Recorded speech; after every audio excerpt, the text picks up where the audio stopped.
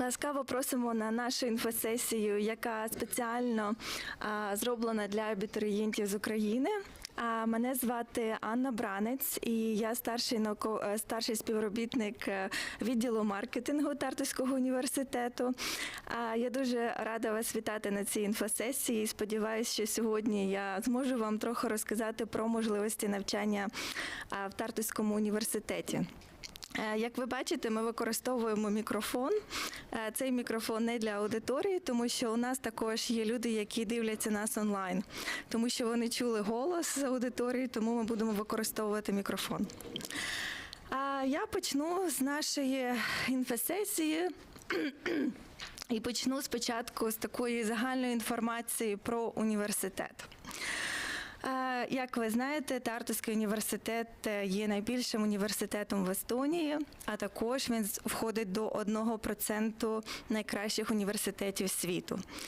Ми дуже пишаємося тим, що наші рейтинги дуже виросли, особливо в цьому році, тому що в минулих роках ми були в числі 1,2% найкращих університетів, а зараз ми в 1% найкращих університетів.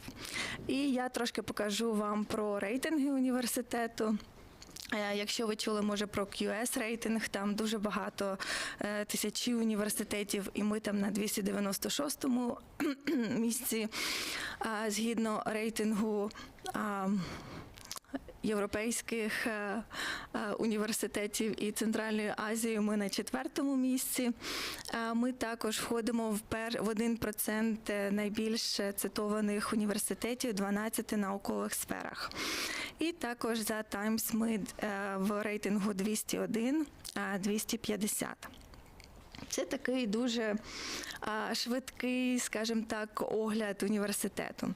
Трошки детальніше розкажу, що це також, як я сказала, найбільший університет Естонії, але крім цього ми ще й найстаріший університет Естонії. Університет був створений в 1632 році, і що цікаво, що ми навіть старіші за Гарвардський університет. У нас також наші студентські амбасадори в відділі, там, де у нас студентська виставка проходить, будуть проводити квіз, так що приєднуйтесь. Може, ви щось вивчите з цієї презентації та виграєте якийсь приз від університету. У нас зараз навчається 14 200 студентів, і 13% з цих студентів є міжнародними студентами, які приїхали з більше ніж 100 країн, а точніше 101 країна. У нас також найвищі рейтинги в Естонії, ми відомі як такий лідуючий центр наукової Естонії. Всього в університеті 4 факультети. Це факультет мистецтва та гуманітарних наук, факультет соціальних наук, науки та технології та медицини. Тобто в рамках цих 4 факультетів у нас є дуже багато інститутів. Наприклад, у нас є інститут семіотики, інститут комп'ютерних наук і так далі. Тобто все базується на цих 4 факультетах. Також у нас дуже багато, можливо, якщо ви вже були в Тарту, ви знаєте, що у нас дуже багато будівель, які належать Тартуському університету. І один з таких будівель – це наша бібліотека, в якій ви зараз знаходитесь, яка є також найбільшою бібліотекою Естонії. Також у нас дуже багато музеїв, і я вас також запрошую відвідати ці музеї, тому що сьогодні це все буде безкоштовно, тобто ви можете відвідати всі 3 музеї Тартуського університету. Це історичний, це музей мистецтва, також обсерваторію, а також природничий музей та ботанічний сад. І треба сказати ключове слово «Open Doors Day 2023». А також у нас дуже міжнародне середовище, тому що, як ви бачите, у нас дуже багато міжнародних студентів. Чому я хотіла також вам показати цю карту? Тому що я буду сьогодні говорити... щось не так сталося. Зачекайте. Я буду також сьогодні говорити про Наші програми, які знаходяться не тільки в Тарту, а також знаходяться в Нарві, наприклад, або від вибору спеціальності ви також можете навчатися або в Талліні, або в Вільянді, або в Пярну. Тобто, як ви бачите, університет дійсно великий, дуже є багато відділів в залежності, що ви хочете вивчати. Наприклад, якщо ви хочете вивчати мистецтво і, я не знаю, Sound and Visual Technology, тоді вам треба Вільянді. Наприклад, якщо Пярну, то це туризм, спа, тому що Пярну відомо як таке туристичне місце Естонії. Розкажу більш детально. Перед тим, як почати розповідати про програми, підніміть, будь ласка, руки, хто зацікавлений в бакалаврських програмах. Більшість. Можете опустити. А тепер, хто зацікавлений в магістерських? Немає нікого. Добре. Тоді я більше свою увагу зверну на бакалаврські програми. Я розділила бакалаврські програми за двома категоріями. Ті бакалаврські програми, які пропонуються англійською мовою, і ті, які пропонуються естонською мовою. Поговорю трошки більше про них. Якщо вас цікавлять бакалаврські програми англійською мовою, то ми пропонуємо 3... Сідайте, будь ласка, сюди. Проходьте. Ось сюди, тут 2 місця і тут. То ми пропонуємо, як ви бачите зі слайду, 3 програми. Це бізнес-адміністрування,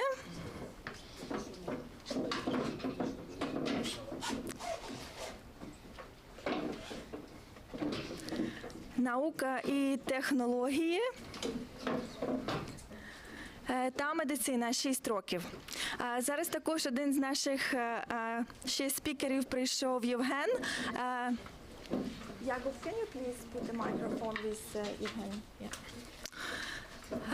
Зараз я трошки детальніше поговорю про ці програми, але також хочу наголосити вашу увагу, що сьогодні у нас цілий день присвячений цим програмам. Тому, якщо ви зацікавлені навчанням англійською мовою, я запрошую вас залишитися та відвідати також більш детальні інфосесії про ці 3 програми. Але в головному я, в принципі, розкажу вам про ці програми, як вони діють, що треба туди, як треба подавати і так далі. Якщо ви обираєте бізнес-адміністрування, то це більше програма, яка стосується відділу такої сфери ділового адміністрування, права, менеджменту. Там є, наприклад, IT, є фінанси, маркетинг, етика і так далі. На цю програму тривалість навчання 3 роки. І вступний бал буде порахований на основі онлайн-тесту Тартуського університету з математики 40% і 60% мотиваційний лист. Наука і технології має 3 спеціалізації. Перша спеціалізація – це генетика та біотехнологія, друга – біоінженерія та роботика, і третя – це хімія та матеріалознавство. Вам потрібно буде обрати одну з цих спеціальностей. Добра новина тут, що вам не потрібно обирати спеціальність з першого курсу. Ви можете перший рік навчатися, ходити на різні предмети і потім уже після першого року обрати вашу спеціальність і 2 роки вивчати цю спеціальність. Що потрібно, як рахується вступний бал? Вступний бал буде рахуватися 30% на результаті державного іспиту або підсумкової оцінки з математики, 20% результат державного іспиту або підсумкова оцінка з біології, хімії або фізики.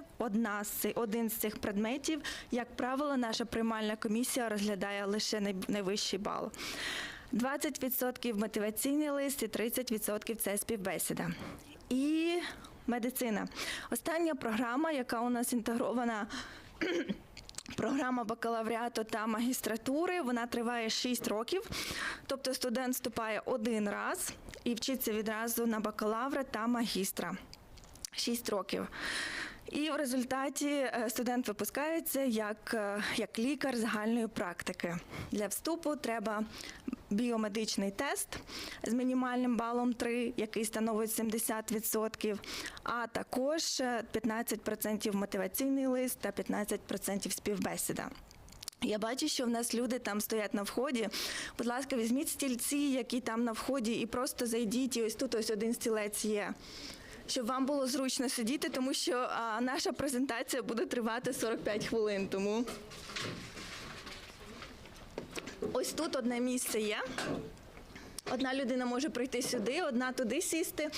І не бійтесь брати стільці, які там на вході. І ось тут ось одне місце також є. Будь ласка, проходьте, не бійтеся.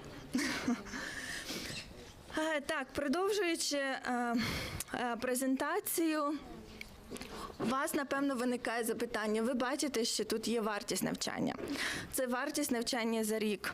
І у вас, напевно, виникає питання, чи є стипендії на ці програми. Я вам відразу скажу, що, на жаль, на ці програми у нас немає стипендій. Крім науки та технології, у них є спеціальні стипендії, які вони дають найкращим кандидатам при вступі.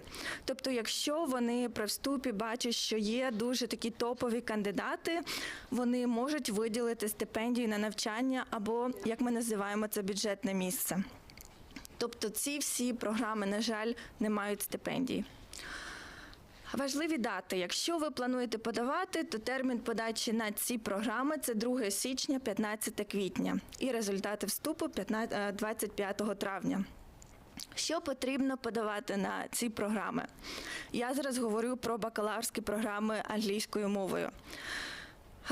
Все дуже просто. У нас подача проходить онлайн. Вам потрібно заповнити заявку, підтвердити володіння англійською мовою на рівні B2 або C1. Можна здати один із міжнародних тестів, або ж можна записатися на іспит англійської мови при Тартуському університеті.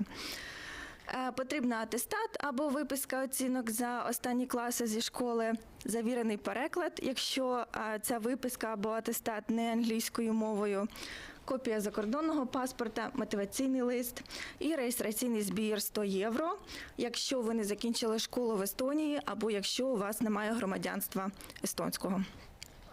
Отакий пакет документів. І крім того, я повернусь назад. Отакі будуть, наприклад, тут буде, як ви бачите, зараз я покажу, тут буде у нас тест, тут буде біомедичний і тут у нас буде співбесіда. Рухаємося далі. Ми також пропонуємо бакалаврські програми естонською мовою, які не потребують знання естонської мови при вступі. Але під час навчання ви повинні вивчити естонську мову і потім навчатися естонською мовою. Що це означає? Це означає, що ви вступаєте в Нарський коледж, тобто це Нарський коледж, який пропонує ці 3 програми. Ви проходите рік інтенсивного вивчення естонської мови, і після цього ви починаєте вчитися по спеціальності. Тобто програма ця бакалаврська буде тривати не 3 роки, а 4. Через те, що вам потрібно додатковий рік для того, щоб ви вивчили естонську мову. Які програми ми пропонуємо? Ми пропонуємо розробку систем інформаційних технологій, мови та багатомовність у школи і молодіжна робота. Я почну розказувати про першу програму. Це розробка систем інформаційних технологій. І ця програма готує наших студентів для роботи в сучасній галузі інформаційних та комунікаційних технологій, так як, наприклад, адміністратори IT, розробники програмного забезпечення.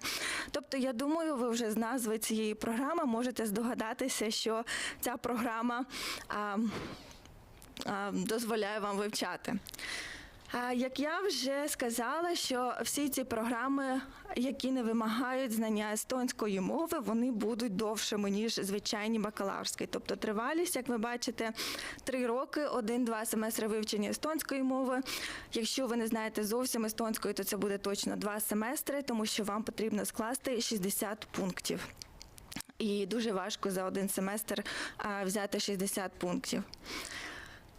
Вступний бал буде порахований на основі 70%. Це вступний тест, який пропонується або англійською, або російською мовою. і 30% буде порахований на базі співбесіди. Співбесіда буде тривати приблизно 15 хвилин і буде також або англійською, або російською мовою, тобто ви можете обрати.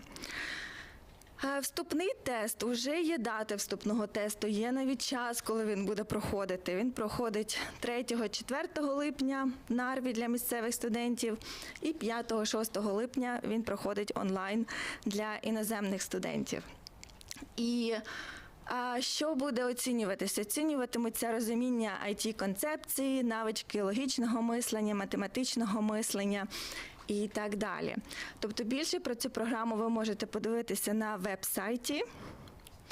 І у мене також є студент з Нарвського коледжу Євген, який трошки пізніше розкаже про свій досвід. Він також з України, він навчається на цій програмі, і він розкаже, як його саме вступ проходив і взагалі, як його життя в Нарві проходить. Далі, продовжуючи з наступною програмою, це молодіжна робота. Ця програма – це бакалаврська програма, яка надає студенту компетенцію у молодіжній роботі, молодіжній етиці, підприємництві, спеціальному та міжнародному співробітництву, методах роботи з молоддю і так далі. Також така ж сама історія з тривалістю, тобто програма буде тривати 4 роки і 100% вступного балу базується на співбесіді. Ця співбесіда буде проходити в групі, вона буде проходити англійською мовою і вона буде тривати 1 годину і буде проходити онлайн. Тут буде оцінюватися мотивація роботи з молоддю та бажання стати молодіжним працівником. Є також дати, є також час на веб-сайті, якщо ви подивитесь тут. 6 липня будуть іноземні студенти, 7 липня місцеві студенти. Продовжуючи з останньою програмою, ми також пропонуємо мови та багатомовність в школі. Тобто, якщо ви зацікавлені в мовознавстві або в мовах, тому, можливо, ця програма буде таким гарним вибором для вас. В рамках цієї програми ви можете обрати або естонську, або англійську мови для першої спеціалізації і для другої спеціалізації російську мову або тренінг по мовному зануренню. Також ви будете вчити такі предмети, як, наприклад, література, мова, історія, комунікація, психологія, переклад, а також вступ до педагогіки та освітніх наук. Те ж саме, тривалість 4 роки і вступний бал базується 100% на співбесіді.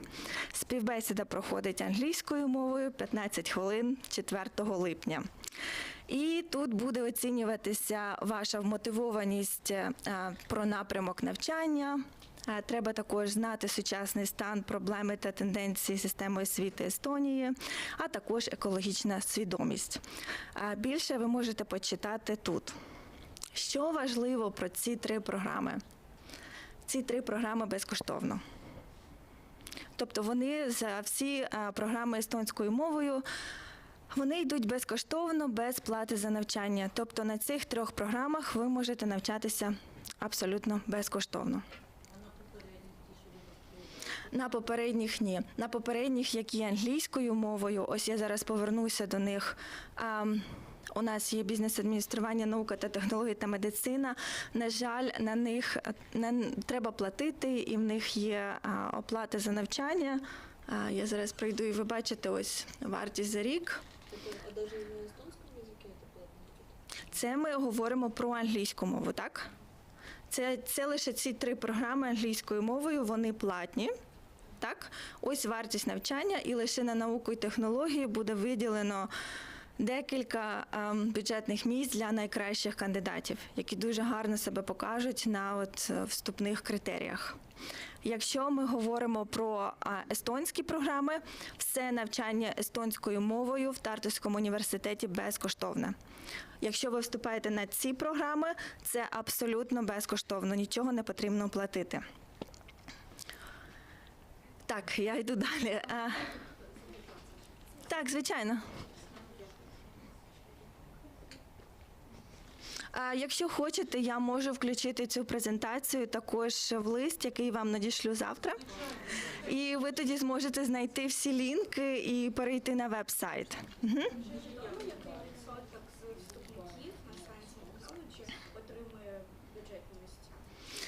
Це вирішується. Це кожного року по-різному. Це приблизно, наприклад, я можу з минулих років сказати, що десь до 5 місць, але це для таких найкращих топових кандидатів. Тобто, якщо ви набираєте дуже високий вступний бал, то тоді інститут може вирішити. Це вже на вирішення інституту. Тобто в них є, наприклад, 5, 6 чи 3 гарних кандидата, і вони можуть дати от такі бюджетні місця. Там було про завірений переклад, атестат. Де його можна отримати? Чи можна десь в Естонії знайти, чи потрібно перекладача в Україні шукати? В Естонії є відділ перекладів, який завіряє переклади, і там є навіть україномовний перекладач, який може вам... Ні. Це незалежний перекладач, як перекладацьке бюро. Якщо хочете, ви можете взяти мої контакти, нагадати мені, тому що я забуду. І напишіть мені, я вам надішлю посилання, де можна завірити документи. Добре. Повертаюся до наших програм естонською мовою. Важливі дати. 1 травня, 1 червня – це подача документів на бакалаврські програми естонською мовою. Результати ви отримуєте 11 липня. Які документи потрібно подати? Документи, в принципі, такі ж самі потрібно подати, як і на англійську програму. Єдине, що мотиваційного листа не потрібно. Тобто заповнити онлайн-заявку, дати підтвердження володіння естонською або російською мовою. Поясню. Так, поясню зараз. Тобто, якщо ви знаєте естонську, якщо у вас є якийсь рівень естонської, тому ви можете, або ви склали, можливо, вже іспит, або ви вільно говорите естонською, то ви можете відразу підтвердити, що ви говорите, і тоді не проходите інтенсивний рік. Тобто, якщо у вас є така довідка, напевно, у вас її немає, і тоді вам надішлють тест російською мовою, тому що навчання буде проходити на базі російської, деякі предмети також англійською, але російська все ж таки буде більш головною мовою, на якій ви будете навчатися. І вам надішлють тест російською мовою онлайн, який потрібно буде, і все. Так. Так. 1 травня, 1 червня. Угу. Так, що ще потрібно? Те ж самі документи, атестат, виписка оцінок, переклад англійською мовою, копія закордонного паспорту, і також тут є реєстраційний збір 100 євро, якщо ви не закінчили школу в Естонії, або якщо у вас немає естонського громадянства. Я думаю, що я зараз надам слово Євгену, який приїхав з Нарського коледжу до нас, який є студентом, і він вам більше розкаже про свій досвід. І потім, так, якщо ти можеш так. Я думаю, що краще почути також від студента, який пройшов цей всій процес вступу, який живе в Нарві, може розказати, як все насправді там відбувається. Добре, мікрофон працює. Це для трансляції також. Всім привіт. Мене звати Женя, я родом зі Львова. В Естонії живу вже 4 роки, з них 3 роки в Нарві. І зараз другий рік навчаюся в Нарвському коледжі Тартуського університету на програмі IT, розробка інформаційних систем. Поступав я відповідно так само, вступний тест був. Досить легкий, як на мене. Тобто я закінчив школу більше ніж 10 років тому, але достатньо було декілька днів просто пройтись по програмі шкільній, щоб все згадати і успішно здати цей тест. На співбесіді у вас будуть просто дивитися, наскільки ви мотивовані, наскільки ви підходите, наскільки вам цікаво взагалі спеціальність, яку ви вибрали. Будуть перевіряти ваше знання англійської мови. Принаймні в мене так було, я не знаю, як зараз. Так. Тут підтвердження не треба, знання англійської мови. Наскільки я бачу, ні, я нічого теж не подавав. Вас Запитували, говорили на англійську, значить перевіряли. Представитись, розказати трохи про себе, про свій навчальний досвід, про своє життя, взагалі. Дуже коротко, а далі вже на російському була співбесіда. Ось. Далі, після вступу, перший рік, це буде рік естонської мови. В перший семестр здавалося, що її вивчити взагалі неможливо, тому що вона не похожа ні на одну мову. Ну, принаймні, у мене було таке враження. На другому семестрі, ну, звичайно, якщо вчити і якщо займатися кожен день, бачиш, що насправді це можливо, і за рік дійсно можна вивчити естонську на рівень B1, B2. Ну, принаймні, в нашої групи це вийшло в кожного студента. Ось, зараз я навчаюся на другому курсі. Дуже цікаво, мені дуже подобається. Навчальна програма дуже крута. Ми не вчимо ніякі старі і непотрібні мови програмування, наприклад. Тобто все дуже сучасно. Комп'ютери, за якими ми програмуємо, сучасні, круті, вони постійно оновлюються, як тільки потрібно. Програмне забезпечення нове, викладачі в основному молоді, які мають дуже крутий досвід, в тому числі роботи за кордоном. Тому загалом навчанням в Нарвському коледжі я дуже задоволений. Попри те, що в мене вже була вища освіта, я закінчив Львівську політехніку, але тим не менше дуже багато нових знань корисних отримую зараз тут, при навчанні. Студенти дуже круті. Немає... Коротше, дуже задоволений своєю групою, одногрупниками, дуже дружній колектив получився. Я сподіваюся, що такий самий дружній колектив формується в всіх групах. Сподіваюся, не мені одному повезло, а загалом все дуже кльово. Можна знайти хорошу компанію, хороших друзів, з якими буде легше проходити той весь шлях на шляху до отримання диплому. В Нарві є гуртожиток, його побудували відносно недавно, декілька років тому. Він новий і дуже крутий, сучасний, комфортний, цікава архітектура. Таких будівель в Нарві подібних немає. На першому поверсі знаходиться басейн. Зараз тимчасово чомусь не функціонує. Мали вже запустити, не знаю, чому не запустили, але сподіваюся, що скоро відкриють його знову, тому що басейн так само, як і весь гуртожиток, дуже... Так? Чи є зал готовий? Тренажерний зал? Тренажерний? Його нема, але є декілька тренажерних залів неподалік. Теж дуже сучасні і відносно недорогі. Плюс ви після вступу зможете податись на отримання студентської карти, по якій є знижка 50% на відвідування тренажерного залу.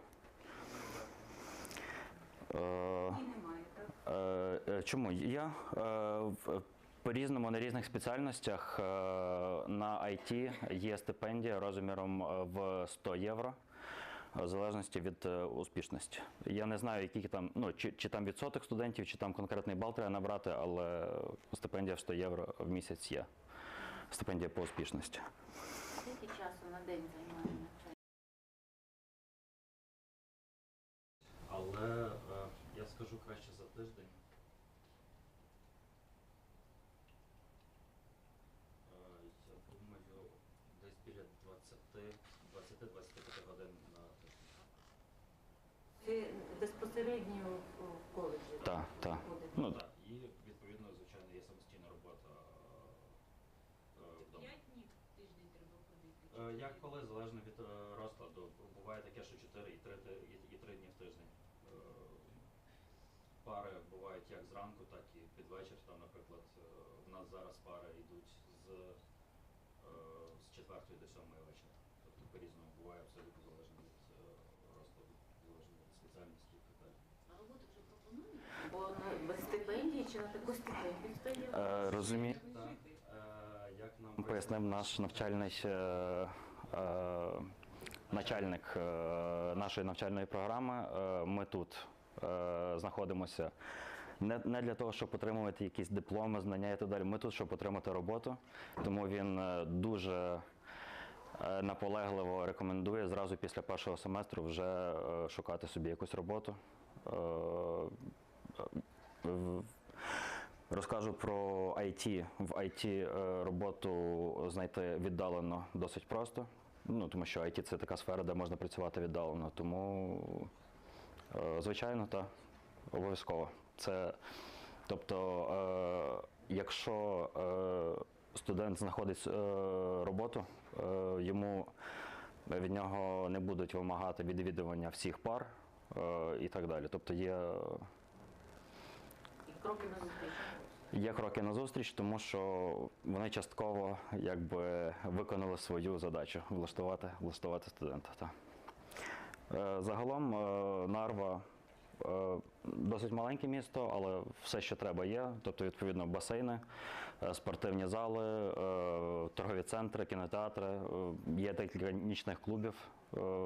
Тобто, є все, що потрібно для життя, не обов'язково кудись їхати.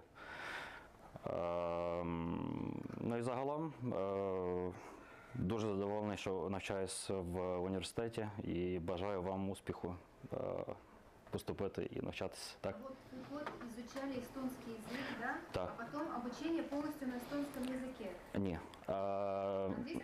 Навчання в нас деякі предмети на англійській мові, деякі на російській і деякі на естонській. На естонській мові, принаймні конкретно в IT, зараз 2 предмети. В минулому семестрі був 1 предмет. Ну, вы все понимаете на эстонском? Звичайно, важко, тому що нема достатнього словникового запасу, але вчитись можна. Вчитись реально, якщо ви старались вчити естонську мову на першому році навчання, то А какие 2 предмета у вас на эстонском языке? Мушу. Тому я ще точно не знаю. Робота в мультикультурному середовищі і другий предмет теж соціальна наука, яка вчить основам демократії і так далі, щось типу того. Да. Фізика, математика, російська мова. Зараз ще є алгоритми структури даних, теорія ймовірності теж російська мова. І програмування в нас на англійській. І відповідно англійська мова теж на англійській мові. Української мови немає курсів вже? Я не знаю, ні. Стосовно гуртожитку, скажіть, як влаштована, яка вартість? Я сам не живу в гуртожитку, але знаю, що там є двомісні кімнати, є окремі кімнати для одної людини, є навіть кімнати такі напівквартири, тобто там є спальня, кухня окремо, тому що на кожному поверсі є окрема кухня і можна ще зняти квартиру, де є кухня окремо. І знаю тільки на рахунок вартості одного місця в двоспальній кімнаті, воно коштує зараз 70 євро в місяць.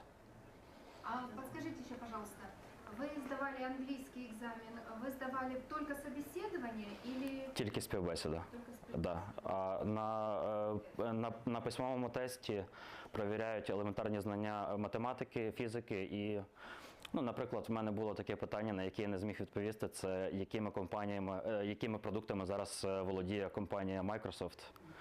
І, відповідно, треба було відмітити всі. Я не був тобто я помилився в одному місці, тому що я не був впевнений. Тобто тест показує, наскільки ви підходите під цю спеціальність. Але я би не сказав, що там є щось дуже важке. Тобто це не сугубо математика, а загальна? Математика, алгоритми. Здається, одне питання по фізиці було, не пам'ятаю яке, але дуже просте. Тобто, якщо людина йде на IT, то, скоріш за все, вона відповідь знає. А чи є якась підготовка до тесту? Я на сайті знайшов приклад тестів, які може бути. На сайті університету я можу його знову знайти, дати Анні і А приклад для каких? По математике, да? приклад всього тесту, який Потому так. что в том уроке было выложено прямо на это самое. В этом уроке нет, не можем найти. Ну, не факт, що воно міняється, і тобто точніше, Що вона 100% буде інакше, але загалом будете мати уявлення. як воно виглядає. А вы как, выложите, да, потом? Я дам Анні, і вона вам, мабуть, відправить в тому самому, я не знаю. Is there an example of the test for IT in Narva? Is there an example of the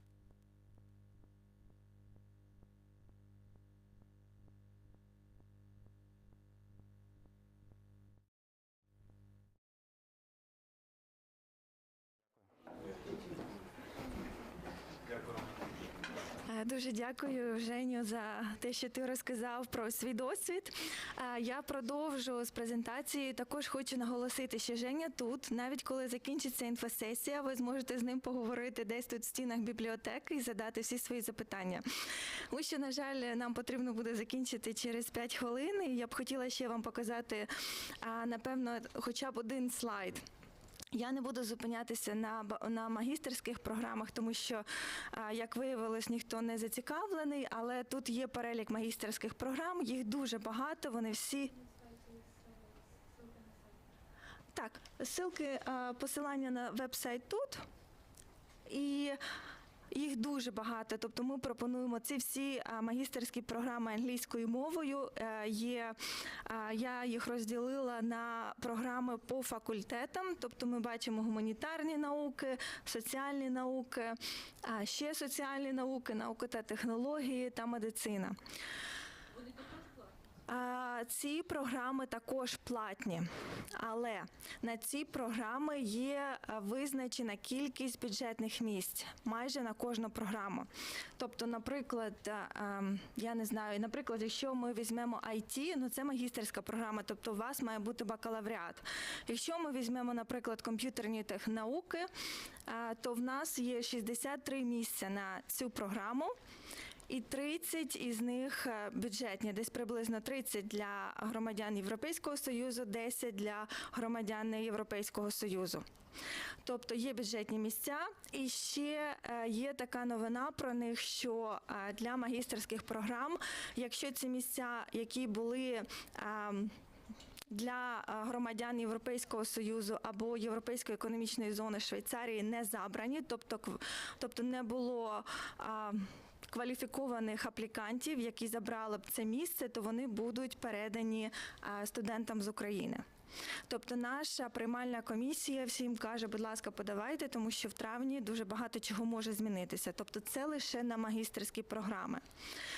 Також під час навчання щодо стипендій було питання. У нас дійсно є стипендія по успішності, як сказав Женя, вона десь складає 100 євро. Тобто, якщо ви гарно навчаєтесь, у вас високий бал, ви можете подавати після першого семестру навчання. Але також у нас є можливість в цьому році, і сподіваюся, що вона залишиться на наступний рік також, подати на стипендію по необхідності під час навчання. Тобто це лише для тих людей, у кого є тимчасовий захист. Це для всіх. Це для всіх студентів. Тобто це для всіх студентів Тартуського університету. Для магістерських лише ось цей пункт.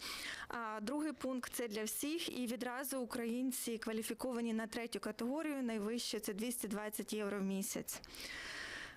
Також для студентів є стипендія Тартуського університету. Що це за стипендія? Тобто Тартуський університет дуже активно брав участь в житті українських студентів. І у наших студентів були різні ситуації, коли вони не могли платити за гуртожиток, а були якісь важкі ситуації з родиною. І тому університет заснував благодійний фонд. І ми проводимо різні благодійні такі події, і люди можуть пожертвувати сюди гроші, і ці гроші ми видавали як стипендії для українських студентів, які потребують підтримки. В цьому семестрі, наприклад, ця підтримка складає 2000 євро за семестр. І кожен студент, який навчається на бакалавріаті або магістратури, може на це подати. В цьому році в нас також була підтримка для студентів як одноразова виплата 500 євро за осінній та весняний семестр, але невідомо, як буде далі. Чи буде ця можливість наступного академічного року чи ні. Так. Я навчаюся як visiting student. Я офіційна студентка просто навчаюся кредити, чи можу я подати на цю? Ні, не можете, тому що це тільки ті студенти, які навчаються як degree student, як бакалаври або магістри, які повністю навчаються по програмі в нашому університеті. Так, у нас дуже мало часу. У нас також є літня школа. Якщо ви хочете гарно провести час влітку, у нас є 11 курсів англійською мовою, дуже різні гарні курси, доступні стипендії. Перегляньте курси за цим посиланням і знайдіть, можливо, щось вас зацікавить, чи штучний інтелект, комп'ютерні науки, семіотика, політика. Що добре, що з літньої школи, якщо ви отримаєте кредити або пункти, ви можете їх перенести в своє навчання. І тоді пройти. Курси можна йти, якщо ти навіть після школи, правильно? Звичайно, так. Так. Тобто там, дивлячись, у кожного курсу є своя така група, яку вони чекають. Тобто якийсь курс чекає, можливо, уже магістрів або людей з досвідом в ІТ, якийсь курс чекає людей після школи. Тобто це залежить від кожного курсу. Життя в Естонії ми вже також трохи Женя розказав, що проживання в гуртожиток до 150 євро. Наприклад, якщо ми говорили про Нарва, то Женя сказав, що ціна 70 євро за місце в кімнаті з іншою людиною. В Тарту це буде десь 100-120, залежить від сезону, тому що може бути трохи більше, коли зима. У нас середня вартість життя 600, наставники є, міжнародні координатори, різні студентські організації. На цьому я подякую за увагу. В нас також є декілька питань, які прийшли нам онлайн. У нас дуже мало часу залишилося, але я їх хочу зачитати. Перше питання. А бюджетне місце на англомовній програмі «Наука та технології» оплатить навчання за всі 3 роки, чи це просто стипендія, яку видадуть на початку? Якщо студенту, це дуже гарне питання, якщо студенту надається бюджетне місце, то це бюджетне місце, або це tuition waiver, як ми називаємо, триває протягом всього навчання. Якщо лише студент виконує свій академічний план, що має бути 30 пунктів в семестр. Тобто, якщо ви будете вчитися, то вам це бюджетне місце зберігається на весь період навчання. Тобто ми говоримо про науку, технологію, програму англійською мовою. Так? Але вам потрібно виконувати навчальний план. Тобто ви не можете отримати бюджетне місце і потім перший семестр скласти 5 пунктів, 1 предмет і все. Тобто потрібно виконувати навчальний план, щоб зберегти бюджетне місце, але воно зберігається на весь період. На англомовних курсах є бюджетні місця? Як я сказала, наука та технологія, бакалавріат, як вони виділять свої інститутські бюджетні місця. Якщо ви хочете, приєднуйтесь до нашої інфосесії про науку та технологію, прийде представник від програми і більш детально пояснить, як це все в них відбувається. Ви на англійській мові? Англійській мові, так. Это вот бюджетные места на английском, надо сдавать английский тест, да? Так. Не тест, а вот экзамен. Так. Є при Тартуському університеті або є міжнародний.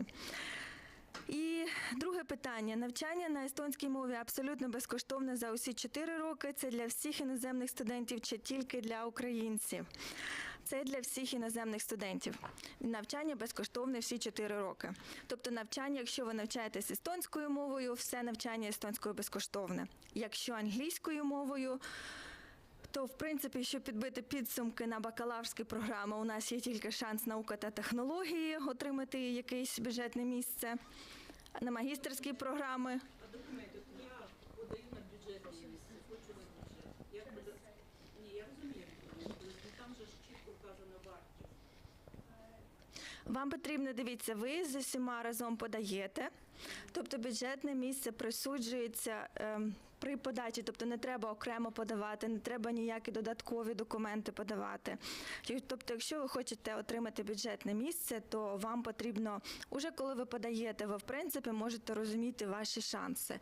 Якщо, наприклад, ми говоримо про науку та технологію, вибачте, далеко, то ось дивіться, у вас має бути висока оцінка з математики зі школи, у вас має бути висока оцінка з біології, хімії або фізики, у вас має бути гарно написаний мотиваційний лист і гарно пройдена співбесіда. Лише тоді у вас шанс отримати це бюджетне місце. Тобто це буде вступний бал. А документи для всіх аплікантів ви подаєте через одну систему, і документи, список однаковий для всіх. Так?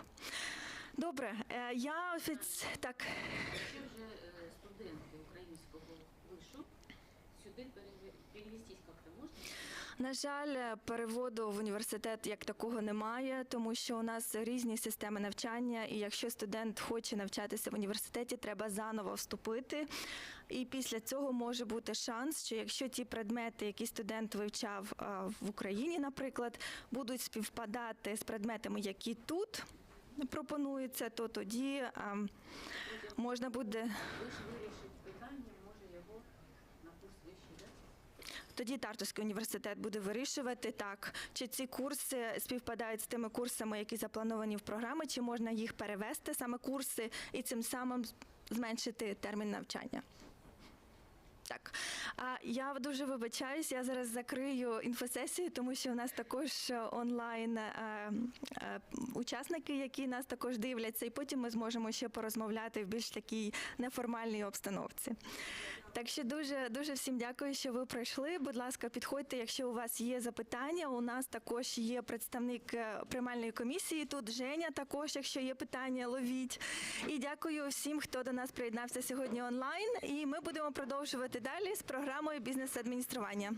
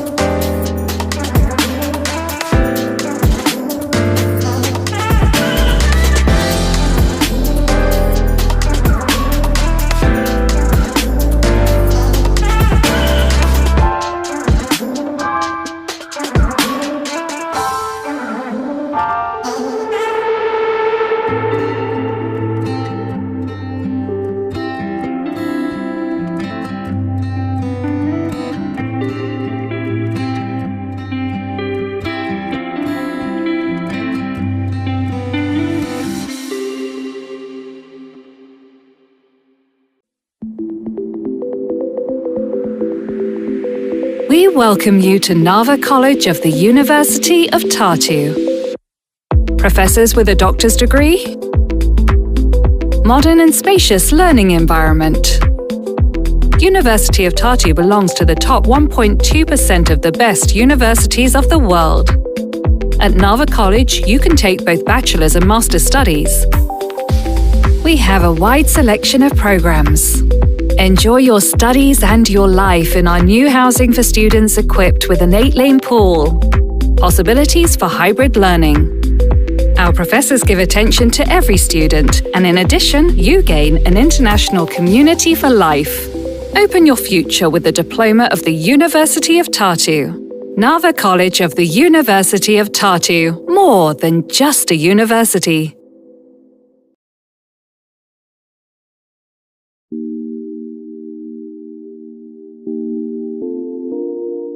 Hi, my name is Aylin. I'm an international student ambassador from Azerbaijan. I live in a Tartu 22 dormitory, and today we are going to shoot a home tour for you. It's our common area. We have tennis tables here. We also have a coffee machine here and the printer. It's the place where we hang out with our friends and play tennis. And here you can check your skin temperature. You should stand here, and your skin temperature will appear on the screen. And we also have a screen here where you can read all the instructions about this dormitory and read some more information about other residence halls by just clicking. And it's our bicycle storage. We need our access chip for entering this area. It's very comfortable to have a safe place for keeping our bicycles, scooters, or whatever we have. It's really convenient to live in this dorm. Our doors are also electrical, so we don't need to touch anything for entering the building. And in the lobby we also have a 24/7 reception, so we can ask for help anytime we need. And also on the ground floor we have 6 rooms for students with reduced mobility, and it's our laundry room. Again, we need our access chip for entering this room. We have 6 washing and 6 dyeing machines here. Using the machines is free, but we need to bring our own washing detergent. Let's move on to the elevator. Again, we need our access chip.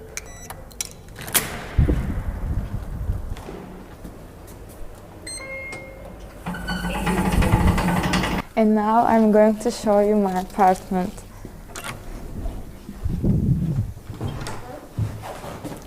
Each apartment has 3 twin rooms, a common area where we keep our shoes and coats, a toilet and a bathroom. And also we have our kitchen here.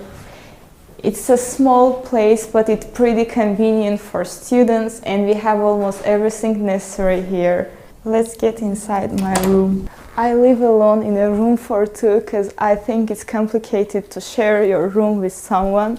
You have 2 beds here, 2 study desks, some bookshelves, and a big window which makes the room a cozier place.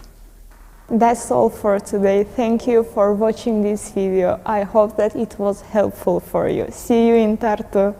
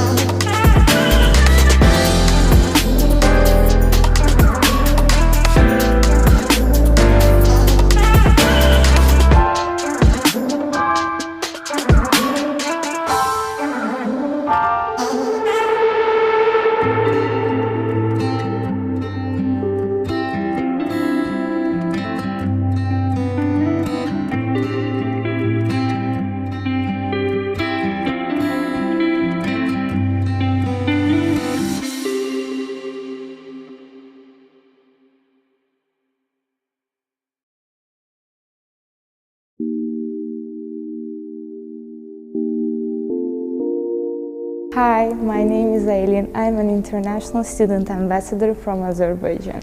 I live in a Tartu 22 dormitory, and today we are going to shoot a home tour for you. It's our common area. We have tennis tables here. We also have a coffee machine here and the printer. It's the place where we hang out with our friends and play tennis. And here you can check your skin temperature. You should stand here, and your skin temperature will appear on the screen. And we also have a screen here where you can read all the instructions about this dormitory and read some more information about other residence halls by just clicking. And it's our bicycle storage. We need our access chip for entering this area. It's very comfortable to have a safe place for keeping our bicycles, scooters, or whatever we have. It's really convenient to live in this dorm. Our doors are also electrical, so we don't need to touch anything for entering the building. And in the lobby we also have a 24/7 reception, so we can ask for help anytime we need. And also on the ground floor we have 6 rooms for students with reduced mobility, and it's our laundry room. Again, we need our access chip for entering this room.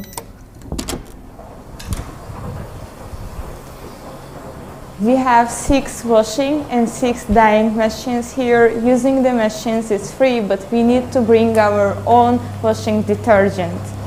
Let's move on to the elevator. Again, we need our access chip.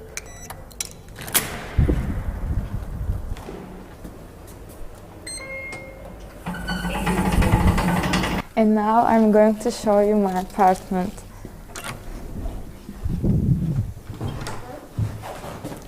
Each apartment has 3 twin rooms, a common area where we keep our shoes and coats, a toilet and a bathroom. And also we have our kitchen here. It's a small place, but it's pretty convenient for students, and we have almost everything necessary here. Let's get inside my room. I live alone in a room for 2 because I think it's complicated to share your room with someone. You have 2 beds here, 2 study desks, some bookshelves, and a big window which makes the room a cozier place. That's all for today. Thank you for watching this video. I hope that it was helpful for you. See you in Tartu.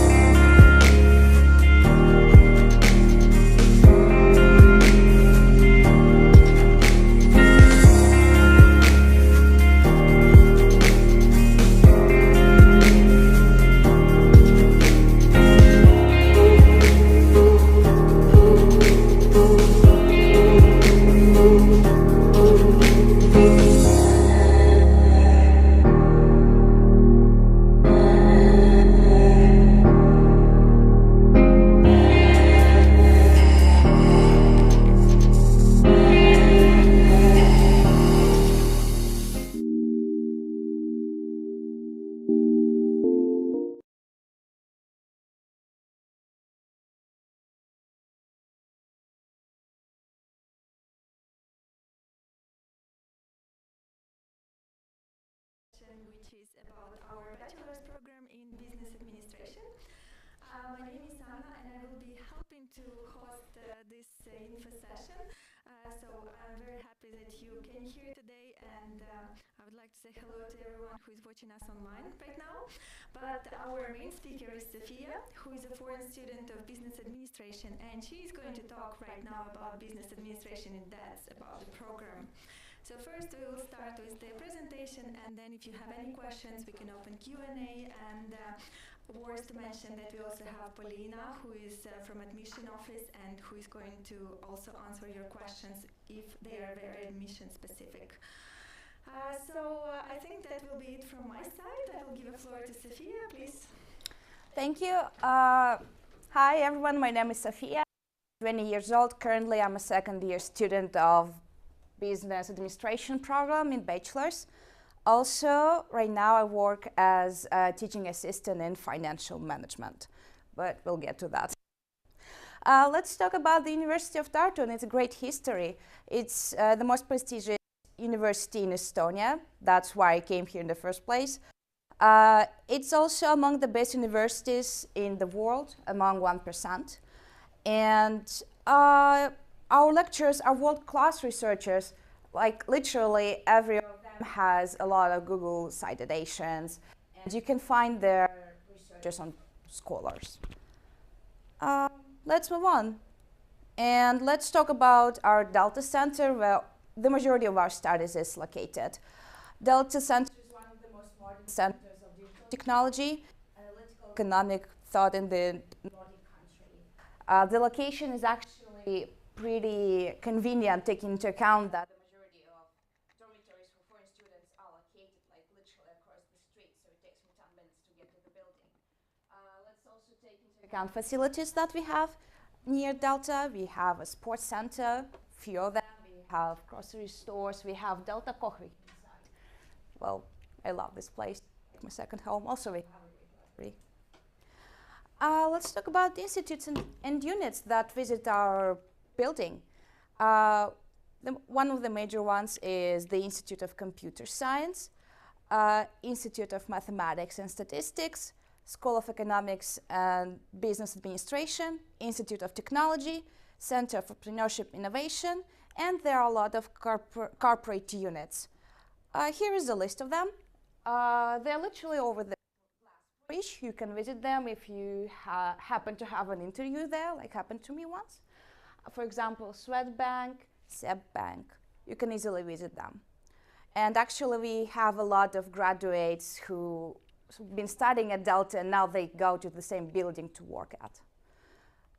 And let's talk about our learning environment. Well, we have student area where almost every day hundreds of students come to do their homework, do their projects. You can book a room for a few hours for free with your group and study there, do your tasks. We have whiteboards and just literally everything what you need for comfortable studying. View on the river.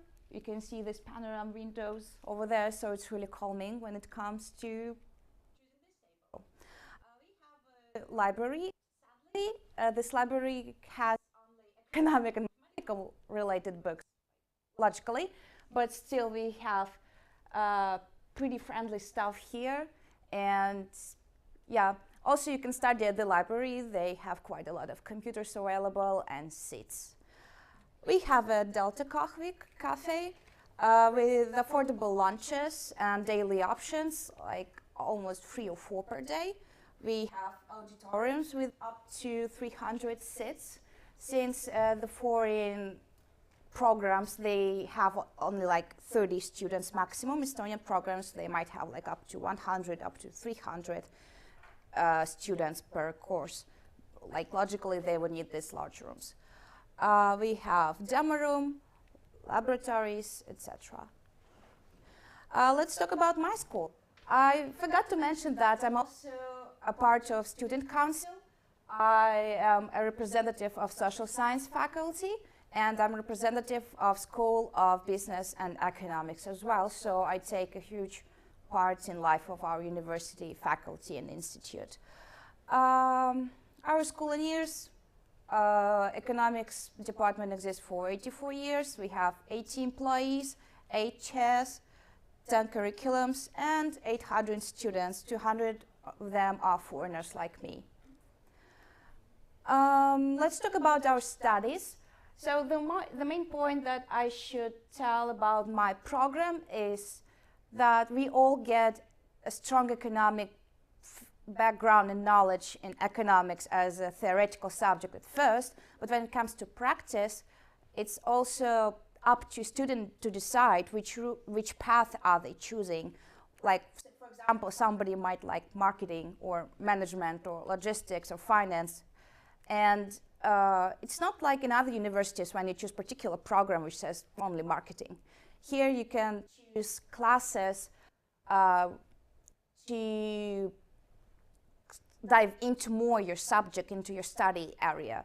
For example, for me, I took more demography and economics and policy classes since I'm interested in geographical economics, for example. Same with finance.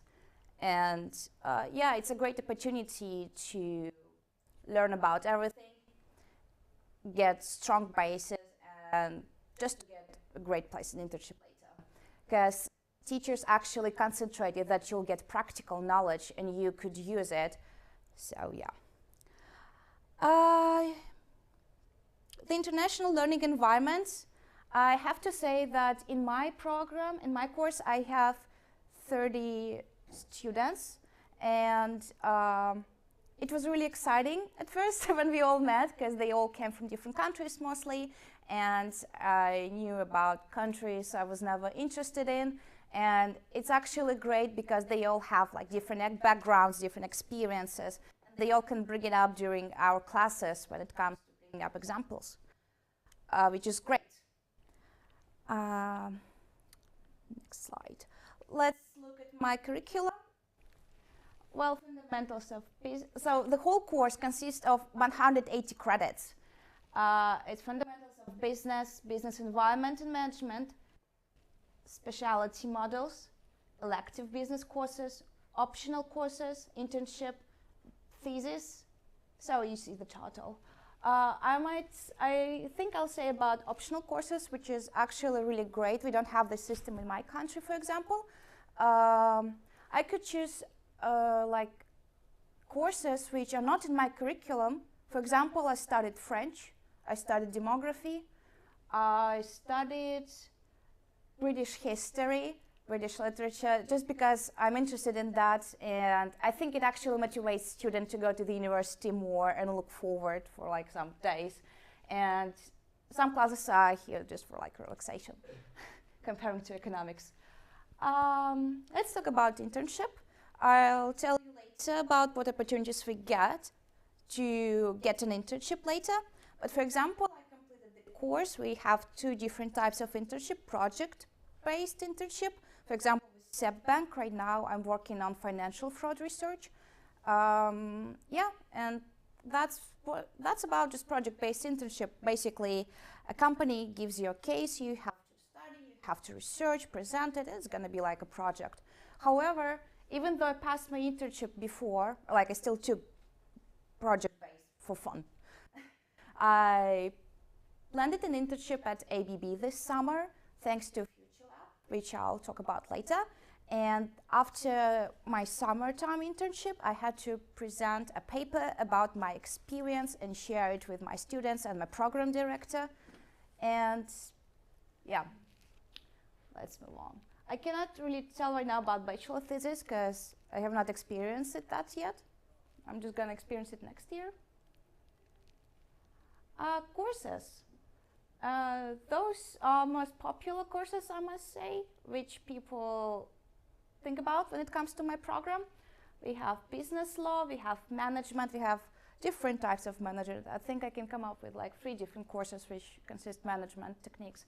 And economic policy, accounting, we have financial management, we have corporate finance and investments, we have banking, we have marketing, we have business ethics, human resources, global economy, and innovation research methods. Let's talk about requirements. Application system, I believe, already opened, and application deadline is like in a month or so. And you'll get your results on 25th of May. And the program starts on September 4th, so the timeline is pretty easy. Here you can see the requirements. You can also find them on the website. They're pretty highlighted. You have to get a secondary education. You have to do an online entry test in mathematics. You have to prove your English language proficiency, sorry. I can say a little bit about my experience with secondary education because I applied when I was in the 11th grade. It means I have not completed my secondary education at that time. So what I did, I submitted my study table and my current results, and that was enough. But after still graduating, I had to send my copies of my diploma, surely translated into English. And English language proficiency, I think the minimum right now is B2, but even if you have like C1, like that's acceptable. But like, yeah, B2 is a minimum for this program. And I took Cambridge exam on C1 and got in. There are different opportunities. I think you can dive into that later. So our applications are valued on motivational letter you have to write. Why do you want to study there? What draws you to this program? What opportunities it might give to you? What are your future perspectives? And you have to submit your high school-based mathematics test. Let's talk about life at our university. Since I participate a lot in different events, and I can say they're not as boring as to my classmates who stayed in my country and their universities. We have different types of events which are thrown every month. We have a lot of lectures which are, for example, invited by our teachers. And those people are not even like lecturers, they're just professionals in what are they doing. So we have a chance to talk to people from our like potential work field and talk to them, get contacts, get connections. Also, yeah, here are events. Delta Trends Day, Delta Economics Conference, Delta Career Day, which takes place tomorrow, I believe. For example, half of my course mates landed an internship just by visiting this Delta Career Day, because they made a lot of new connections, they made impressions, so did I. And yeah, we just had a lot of fun, we met a lot of people, and we kind of talked about our future jobs and what we have to do during our internships. We have a startup day. I'm not really into startups, but apparently a lot of people at my university, they're just crazy about them. Yes, we actually have a lot of students who have set up really successful startups in their young age. And yeah, there are competitions, there are commissions, they present their projects, they win grants, and then they just set up their final product. We have Christmas party and Baltic Economic Conference. In addition to studies, we have different clubs, like Startup Lab, where you all gather and discuss how to improve your startup ideas. We have Investment Club, Marketing Club, Future Lab. Well, for example, I use Future Lab a lot because there are a lot of opportunities for internships. Even though I completed mine, I still visit this website just to find something interesting. We have Economics Club, we have International Relations Club. Here you can see our rankings. I don't know if there are any Estonian students currently, but I must admit that actually we have quite a lot of Estonian students as well, even though people ask like a lot, well, there is also a program in Estonian language, why did you choose this one in English?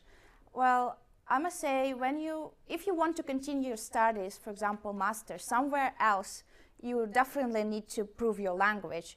Well, you might think, well, my language certificate has expired or something, or it's not reliable, or my level is too low. Well, after completing a degree which has been like fully in English for 3 years, you might apply to the masters, so you won't have to show your language proficiency anymore. In some countries that works. Well, I think that's it from my side. If you have any questions. Thank you so much for the presentation and for sharing your experience. So I guess it's time that we open our question and answer session. So if you have any questions, please do ask them. We have Sophia who can answer from her experience. We have Paulina, you have me as well. Any questions?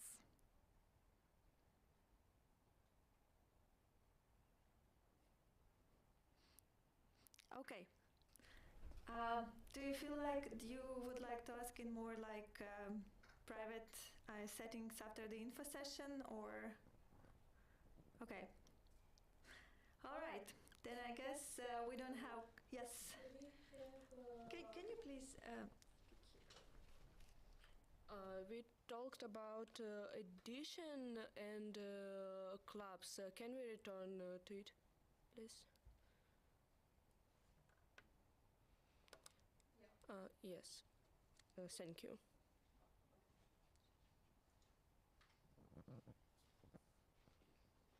We can also send you the slides of this presentation. So if you have registered, hopefully you did, and you went through the first floor and you got the back, then we can send you the slides as well. Any other questions? Okay. I will invite you to join our Delta tour and to see how the building looks like. So the tour will be very soon, but meanwhile, enjoy the study fair area, and thanks everyone for joining us also online. Yes, if you have any other questions during the day, please let us know about that. And yeah, thank you very, very much for joining us, and have a great day.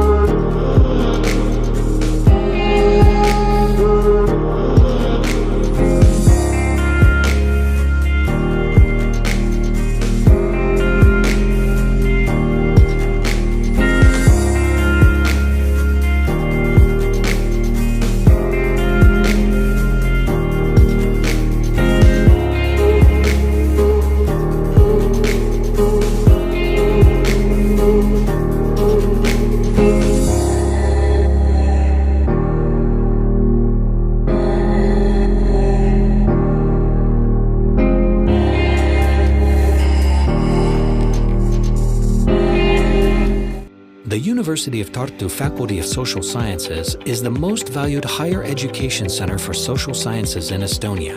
Studies take place in Tartu, in colleges in Pärnu and Narva, and in the university's Tallinn office. 6 institutes are located in Tartu, where in addition to lecture halls and classrooms, students can use facilities that take the specifics of their specialization into account. Future lawyers can practice in the moot court hall, and students of journalism and communication can learn to make radio and TV news and podcasts in a dedicated studio. Various labs offer the possibility to study people's perception, attention, and emotions. Business students come into close contact with startups during their studies and gain a wealth of experience by participating in different projects. In spring 2022, the new academic building of the Institute of Education will be completed. It will bring together all the departments of the Institute, which will have a better, more comfortable, and modern learning and work environment. Pärnu County Business Incubator is located in the same building as Pärnu College, promoting students' entrepreneurial spirit and allowing them to receive information and assistance quickly. The college has a historical library and a building complex for individual and group work on social sciences. The unique building of Narva College is located on the bank of the Narva River, near the border between the EU and Russia. The college has been developing Estonian regional higher education for decades and has become a center for cultural and community life in Narva and Ida-Viru County.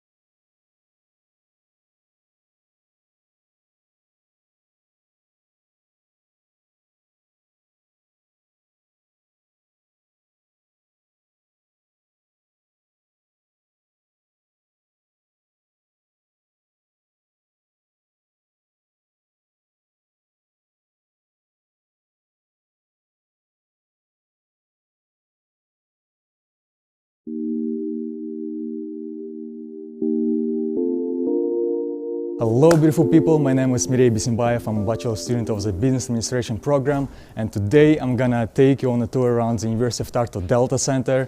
And for those who do not know, this is a beautiful place and we're gonna embark on a fascinating journey around the many cozy study spots that you can find here and the unique architecture. And this is also a home to the Institute of Computer Science, the School of Economics and Business Administration, the Institute of Technology, Mathematics and Statistics, and also the Delta building is a center for entrepreneurship and innovation. And with its state-of-the-art architecture and being located in the heart of Tartu, this is an important landmark in the city, and it's literally just a stone's throw away from the several dormitories and also the Raikoja Platz in the center of the city. So this is very convenient for an always late and not a morning person like me. I believe if you are watching this video, you are very likely to be interested in how the typical classroom in Delta building looks like. So let's peek inside and take a better look at what the classrooms are. So the premises are, in short, very modern and spacious.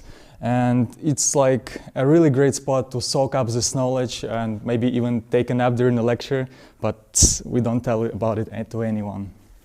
And yeah, the place feels good. And there's also like interactive desks and so much more. But we're gonna also take a look at computer class later on, so you're gonna see how the seminars are conducted as well. All right, before we enter the library, check how cool is that. There are public printers available all around Delta building, so I believe there is one on every floor. And you can go online, like sign up, log in, upload your documents in PDF, choose how you want them to be printed, and then pick a printing location and just print them like right here, and that's very cool. But now to the library. All right, we're gonna try to be quiet. So the library is a great spot to study and also a silent retreat if you want to escape your roommates. You can find lots of books about mathematics, economics, and computer science over here, and it just feels great. I'm also going to show you that there are desktop computers available right here at your disposal if you want to study, for example, and have like bigger screens. But just a nice cozy place with a great view, of course. What I also like about the University of Tartu is that it also tries to be a partner for Estonian entrepreneurs. There is the University of Tartu spin-off program, S2B Launchpad Incubator, and also Delta Sandbox program, Industrial MA program in IT, and many other things. And what I like about Delta building is that it actually accommodates a lot of offices like Cybernetica, Statistics Estonia, Swedbank, and so on and so forth. So it actually brings this science-based entrepreneurship and research closer to the university students. And this is like really great. And maybe, who knows, you're gonna come here and also intern in one of these companies like some of my friends did. Also, there is a UT Startup Lab right over here. Shout out to them for organizing really great startup camps and accelerator programs and all kinds of entrepreneurial events. So I'm really grateful that there is a program like that can help you to test and kickstart and supercharge your ideas. And if you do not know, definitely check the entrepreneurial scene in Estonia, because there are like more than 6 unicorns right now. So if you have any like cool ideas, definitely this is your place to go and check it out. But surely it's not always about feeding your curiosity or soul. So if you're hungry or running short on time, you can always get a decent and fairly priced hot meal right over here. And I'll be lying if I didn't mention this view outside is lovely too. Right now we're about to enter probably the busiest place in the whole building. This area is usually crowded with lots of students and is always bustling. And you can always meet your friends and course mates right here. And it's a perfect place, to study, to cram for your exams or panic before exams, or brainstorm ideas, chit chat, have fun with your friends. And for example, check this out. I love these honeycombs. It's perfect for group work, and it's very silent inside. You can switch on a light, do your group projects, come up with great ideas, and yes. So what else is great about this place? There are also private study spaces like this one. So for example, if you want something more private, you can always come here with your laptop or textbooks, whatever, and enjoy studying here as well. And another really awesome thing, in my opinion, is that this whole study area has this cool kitchen. We can check it out as well. So if you want to keep your engine running or, you know, starving, want just to drink a tea or something, you can also come hang out in here. Anything you can think of, you can find in this place. Right now we're in a computer class, and that's where you will have seminars or other kind of lectures. And I just love studying with these big screens. It's very convenient, and there are also like 2 big projector screens as well. So you can see the whole process of what your lecturer is doing in your computer, and you can like try to repeat and replicate, and it's just a really great place to study in. What you can see right now is a high-performing computing center. It provides the largest, Baltic's largest computational infrastructure power for scientific research. And also, let's just like see how what is the design like across this whole hall. There are like locker rooms there, different like even more like computer classes. All right, let's move on and let's try to get more understanding of the look and feel of the Delta building. So right now you see like a 2nd floor. There are even more computer classes right here, and also like different laboratories, like for example this digital laboratory or the robotics field over there.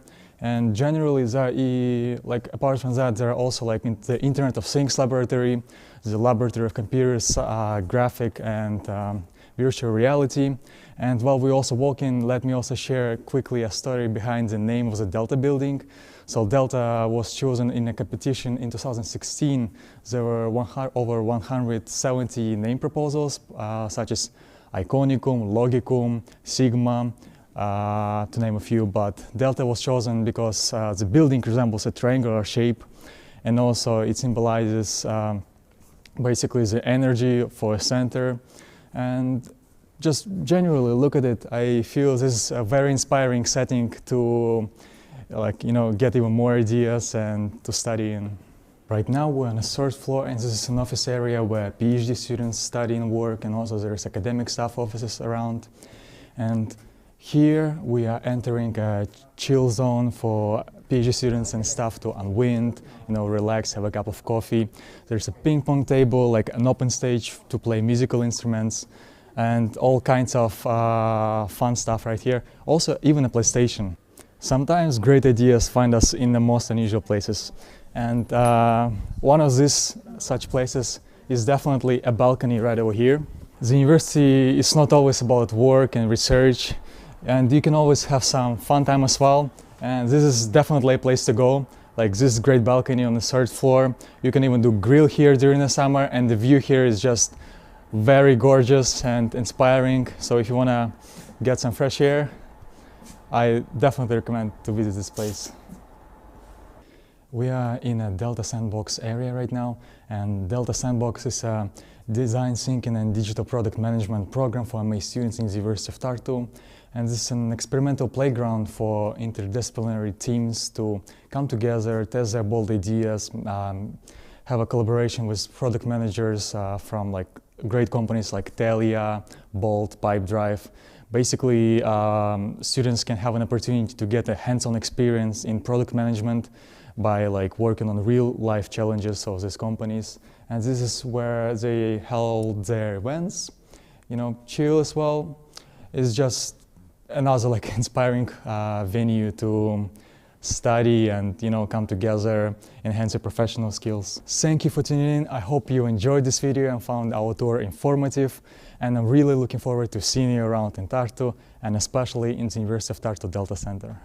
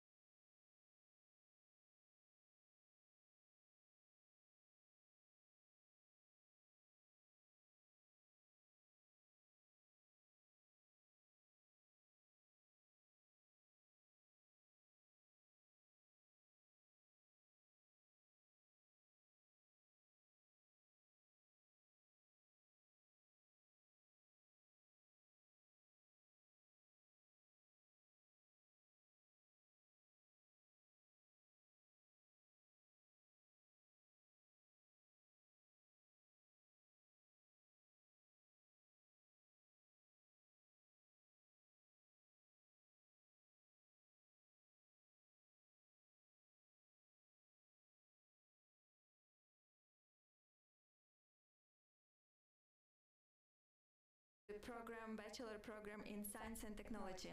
And my name is Anna, and I'm continuing hosting the info session for the Open Doors Day. And I'm very glad that you came to this info session, and I would like to say also hello to all people who are watching us online right now. And today with me I have quite a big crew who are going to talk about the program and help to answer all of the questions that you have. So first of all, I have Artemi, who is going to introduce Science and Technology program. I have two students from Science and Technology, Julie and Stepan. And then I have Evely from Admission Office, who is also going to help to answer all of the admission-related questions. So I wish you to enjoy this info session. Please ask all of your questions, and I'll give a floor to Artemi. Thank you. Okay, hello everyone. My name is Artemi, and let's talk about Science and Technology program. But before we begin talking about the program, let's talk a bit about the university itself. So first of all, Tartu is a city of good thoughts, as you may know. So it's an intellectual capital of Estonia and the home of the Estonian biggest university. So Tartu has around 100,000 citizens, and every fifth of them is a student.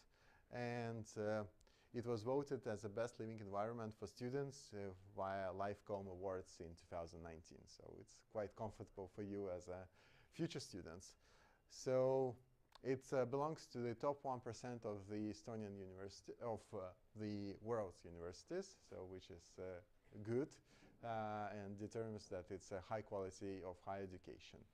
And according to different rankings, so we are like still in top 1%. And for example, Times Higher Education ranks University of Tartu between 201 and 250. So University of Tartu itself was established in 1632, and it has around 14,000 students, and around 12% of them are international students. So if you apply and enter the university, you're going to contribute to this percent. So it's highest ranked university in Estonia and the leading research center in Estonia. And recently it got like the largest funding in the history of University of Tartu as well. So it has the biggest research library in Estonia. Just today I heard that we have more than 4 million books in here, so which is quite astonishing. And it's like, yeah, really international environment here in Tartu, so it's going to be quite easy for you to adjust to the study environment here. So, and also like if we talk about research, so like most of the PhD dissertations are defended here in the University of Tartu compared to other Estonian universities, which shows the high quality of qualifications and different achievements in these fields of research. So, and if you want to learn more about like how the Tartu looked like, so you always visit the virtual tour.ut.ee and check it yourself. So now let's move on to the Science and Technology Bachelor program. So all the information regarding the program is available here at st.ut.ee, and there you can find the information about the how to apply, what are the courses, what are the opportunities, and so on. So Science and Technology program provides a broad overview of natural and exact sciences and has 3 specializations: bioengineering and robotics, chemistry and materials science, and genetics and biotechnology. So why to choose Science and Technology program? And one of them is quality of education, as I told, top 1% universities in the world. So you have to choose specialization only after the 3rd semester, which is great because for 3 semesters you can study altogether general things like biology, chemistry, physics, programming, genetics, molecular biology, and so on. So, and you also get a practical experience in all of these fields. And after that you may choose what specialization suits you most, because usually when you graduate from the high school and you enter the universities, you know little to nothing about the actual specializations, and it's good that you have this 1.5 years to actually try yourself in different fields before actually making the choice. And as I said, the international program, so more than 90% of science technology students are not from Estonia. So it means that all of you are going to have similar similar issues or challenges adjusting to the new environment, and we are here to help you with that. And usually the students from the older courses always help the students who just came to Estonia with all the stuff from how not to miss the lecture, where to buy some stuff for the home, and how to get the cheapest plane tickets to go on vacation or whatever. So, and you can also have the opportunity to go to use the exchange program, so go abroad for a semester or for summer or some month or whatever you choose or find, and you can go basically anywhere in the world, because University of Tartu has a wide network of partners all around the world. So the structure of the program is basically we have main modules, which are base modules, it's basically to help you adjust to the university level of studies. So for some of you it's going to be easier, for some of you it's going to be harder, but it's general subjects like higher mathematics, physics, programming, and so on. So then you have more of the narrow field and then specialty field. And also, you can choose up to 12 credit points for the elective subjects, which I'm going to talk about a little bit later. And you have to write your bachelor thesis and defend it after the 3 years of studies. And you also have the opportunity to take basically any course given in the University of Tartu, with some exceptions from the Institute of Medicine and so on. But pretty much every course which is given in English, you can register for that. And there is no limit to how many. You need at minimum to have 12 optional courses, but if you have 20, it's up to you. So the program is a 3-year program. In total, you need to get 180 credit points. So it means 30 credits per semester, and you need to write the graduation thesis, which I talked about already. So this is the list of subjects you're going to take. So this is more information for those who are watching online and can rewatch this presentation later, so they know which subjects they need to learn. But as you can see in the base modules, you learn chemistry, physics, programming, evolution, and you also get already the practical experience already in the first semester. This introductory laboratory course, it helps you to basically try yourself in different fields, because there you do practical sessions in the Institute of Physics, Chemistry, Molecular and Cell Biology, and Technology. So you're gonna do many things within the first semester, and the practical session is gonna start already on the first or second week of your studies. So you're gonna jump right into the practical experience. So then you're gonna specialize more already in the field, not just in mathematics, but statistics. And then you also, as you can see, going to learn more about electronics, biochemistry, genetics, and systems biology. So, and one of the elective courses which we usually recommend to all the students is laboratory projects. It's basically in the spring semester of the first course, and when you take that, you do 3 small projects in 3 different fields in all specializations. And it's not like the projects you come to the practical session, but you actually go to the lab. You have the supervisor. It's individual project or for 2 people project, and then you do some actual research and present this research during the seminars. And this provides you the very good opportunity to try yourself in different fields and actually later on decide which one you like the most. So definitely recommend. So now let's go to specialization models which we have, and it's as you can see, bioengineering and robotics, it's a little bit different specialization from another two, because here you're gonna study both synthetic biology and robotics. So you're gonna have deeper knowledge in both of these fields.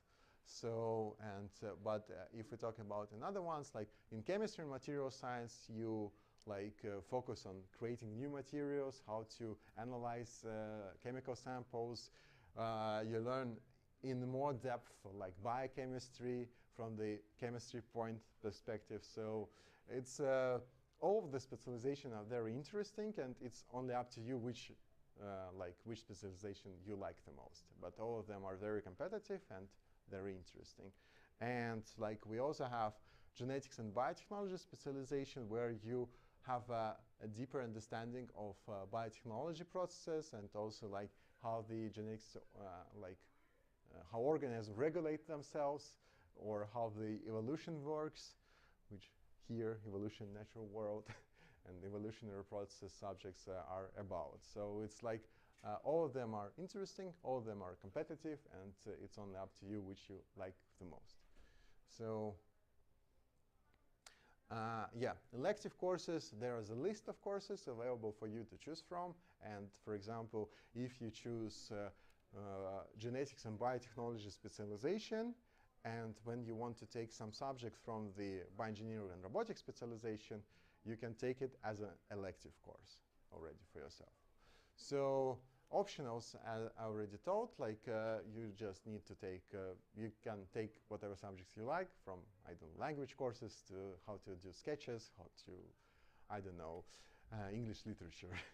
So any course which you like and you're able to register to. There are small limitations, for example, in the Faculty of Medicine. So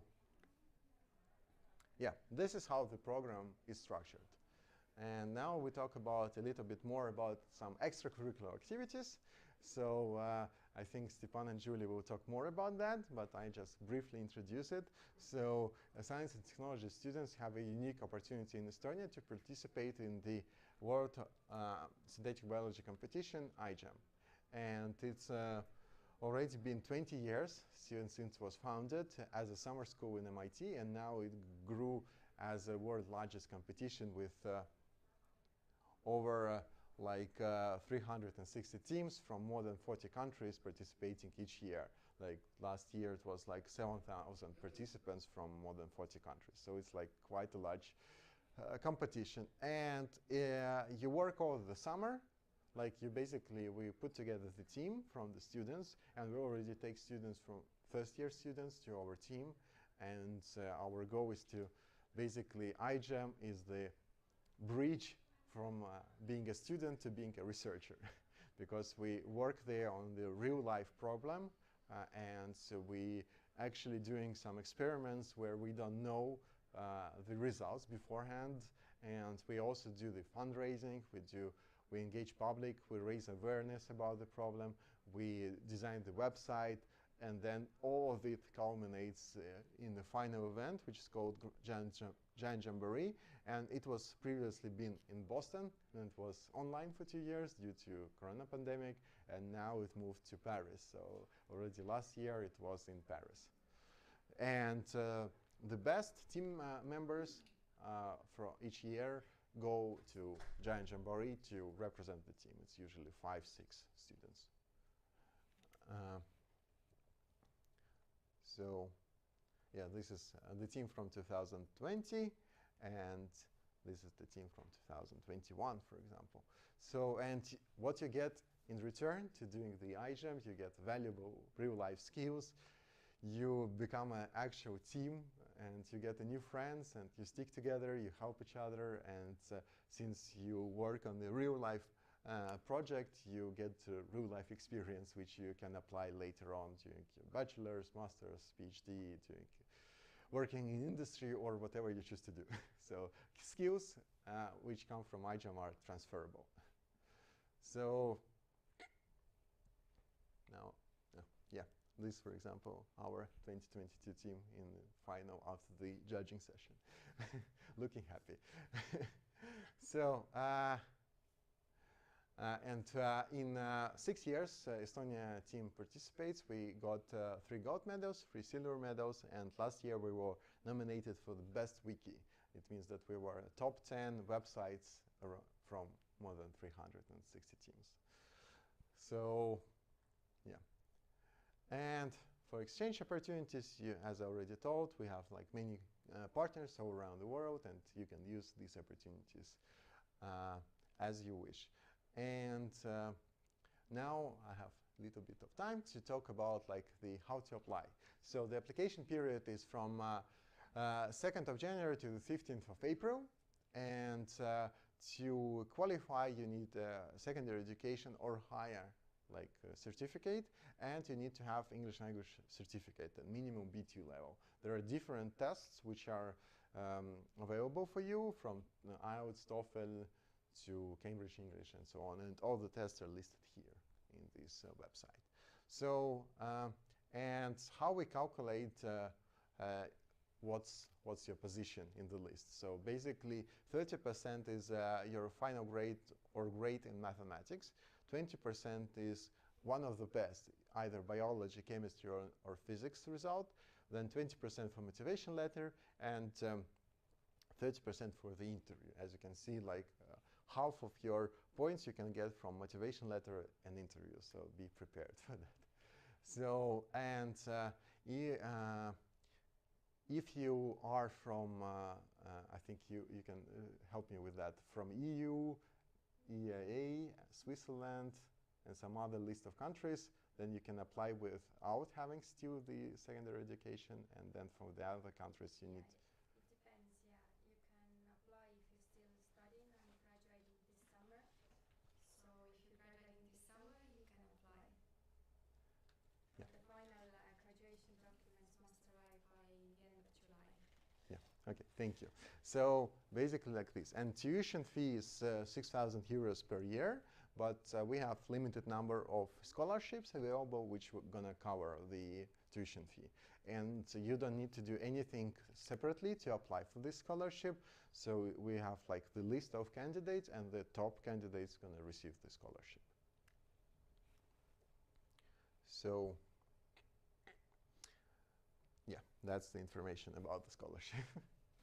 And but one condition is you have to study full time. So if you're going to part time, you're gonna lose the scholarship. So you need to study full time to receive the scholarship throughout your studies.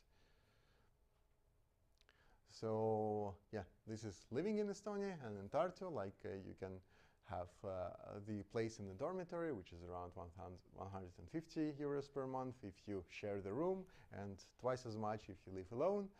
You can also like have an apartment and something like this.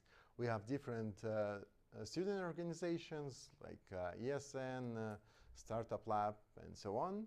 And we have different events coming out which are meant specifically for students, like student days in spring and autumn, which is quite famous here in Tartu. So, and there's plenty of sport opportunities here as well. So you can join the gym or do some team sports and so on. So these are some pictures. We are here. We want to be here. And yeah, welcome to the Science and Technology family. And all the information you can find here, so on our social medias, or you can write to the program director, or you can visit our website for more information. So thank you for your attention.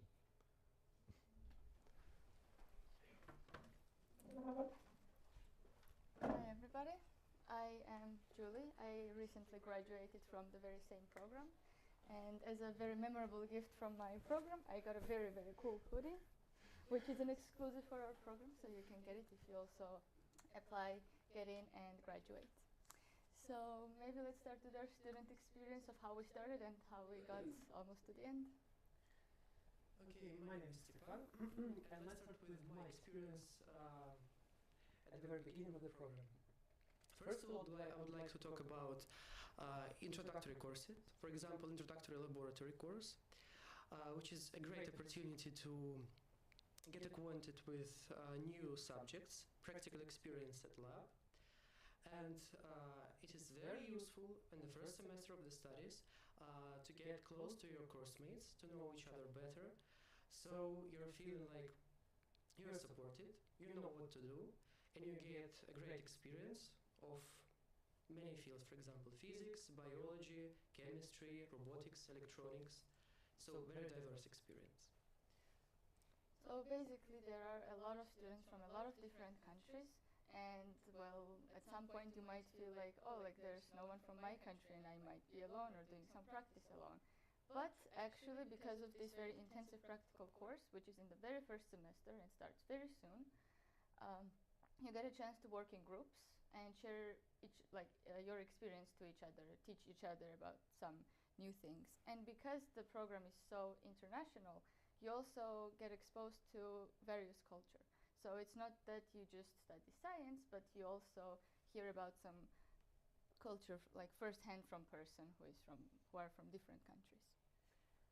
I want also to talk about the next course which Artemi talked about, which is laboratory projects. This is also a great opportunity to do more individual projects in different spheres again, but from different institutes. You will have a small project, which is also great that you get experience, you get confidence working at lab, and you can try yourself all the things you want to try to determine which specialization you can choose and which subject suits you more. For example, after this course, I was determined to choose bioengineering and robotics specialization because courses which I took, biology courses and robotics, were most comfortable for me, not chemistry, for example. So it's a great opportunity to choose which specialization you want. So yeah, now to just compare these two courses, which one is introductory and another is laboratory project. So in introductory, you basically have like a timetable. You are given an opportunity, and it is mandatory to go to every practice and to get some insight and information on all the narrow fields. But in laboratory projects, you are more free to choose what you want to do, because you already had the first subject, you already have some understanding, and in the spring semester you can choose up to 3 projects from different institutes, and you have to make arrangements with professors on your own and work in lab without you have to make your own timetable, which experiment you're going to do when. You're going to have to write a report, and then after each month of finishing some part of the projects, you have seminars and you have to present your project. So not only you work in lab or not only you write the report, you also have to present. Someone will be opposing you, giving you questions, some supervisors asking questions. So this way you also learn how to present on scientific projects and report your results and provide reasonable arguments on your results. So yeah, that's actually very good opportunity to later get into research lab, because for example you started working on one project and you are very interested in it, and then you can approach further the professor, write to them and ask them if they have opening in their research lab, and basically start your internship and getting more and more experience in something that you really want to do, or maybe you don't want to do, you just have to try even more, and then you can always sort of like change your course of study. But however, in the first 1.5 years, you have this opportunity. You can get as wide experience as you want, but after 3 semesters, you have to choose from 3 specializations, and then you have to stick with it. Then you have to get more in-depth knowledge in one of the narrow fields. So up to 1.5 years, you get to try everything, and then you have to make your decision. And all these introductory courses and these lab projects are for you and to help you to make this decision, not to make a wrong one. Also, it is important to mention that you are not alone in this program, and you are also have support. For example, you can contact Artemi, Ilona. All the lecturers are also willing to help you and answer your questions. So it is a great opportunity to feel that you are welcomed in the program, you have support, and if help is needed, you can get it. The next important thing, which is an amazing experience and unique in Estonia, is iGEM. So it is synthetic biology competition, and we have the only team in Estonia. Estonia to it is the team, iGEM team. And this is an amazing experience in a sense that it involves a lot of parts, a lot of spheres. For example, it involves synthetic biology. You will be able to work at lab. You will be able to design and plan your experiment yourself. And of course with the help of supervisors, but later you will be able to do it on your own. What is more important, it is the teamwork. There are a lot of people there. You will develop such skills as communication, planning of your activities, dividing the responsibilities, and completing the task in time. So this is a great opportunity to learn a lot and enjoy the team working experience as well. Esteban has already mentioned this very exclusive thing again for this program. So the thing is that yes, you study science, but you need to know how it is used in real life, how it can solve some problem, how it can be used in industry or healthcare and medicine. So basically this competition gives you an opportunity to actually think about this, present your idea to the supervisors, and at the end, so basically again in the second semester of your studies, you already have the opportunity to participate. In the spring months, you will have like meetings discussing the idea that you want to work on, and then when the idea is chosen and it's decided that we're working on this, then starts 10 times more work, but you shouldn't be afraid of that, because the more you work, the more you see what you have to work on, and the more experience you gain again, because iGEM for our students is actually more oriented on giving experience and more knowledge. So the gold medals and silver medals are just very good super bonus prize for your work that you're doing. You're working in lab. You have to model your experiments. You have to raise funds. You have to engage public, tell more about your project, then contact to some professors, maybe from other universities, gain even more knowledge and understanding of the project, get some other angle on your, like some other perspective over your project, then collaborations even with other teams. So you're not only working within your team, but you can also contact some other team from other country, offer some collaboration over the project in lab work or in social media or in fundraising, or exchange your supervisors or other professors' opinions. So it's a very, very, I don't know, it just gives you all kinds of opportunities to master your skills, not only in science, but even, for example, graphic design, video editing, just something that you would do in your free time, but now you're gonna do it for the project and gain even more experience. So I think we use the word experience and knowledge a lot. Yeah. About the bachelor's thesis. So everyone to graduate from this program has to do their thesis in a research lab. So this means that you will be on first-hand contact with your supervisor, and you actually have to work on a project on which you have to write a thesis and present it in front of the defense committee. But for this, the program also prepares you, because there are seminars for example, robotics and bioengineering, and you have an opportunity to, for example, sort of train your writing skills in literature review. You have presentations, and you have to present, for example, your materials and methods, some intermediate results on your project. Then you're gonna have opponents, which is gonna be actually in real life as well. And you're getting questions from other supervisors or other students. And yeah, at the end, it just prepares you more and more to become a scientist, or even a better scientist, basically. Also, it is important to mention that for me and for most people, it was a great experience of becoming a true family. it sounds really great because you receive a lot of support. You always communicate with people you know, and you find really good friends that can support you during your life. So this is a great experience again.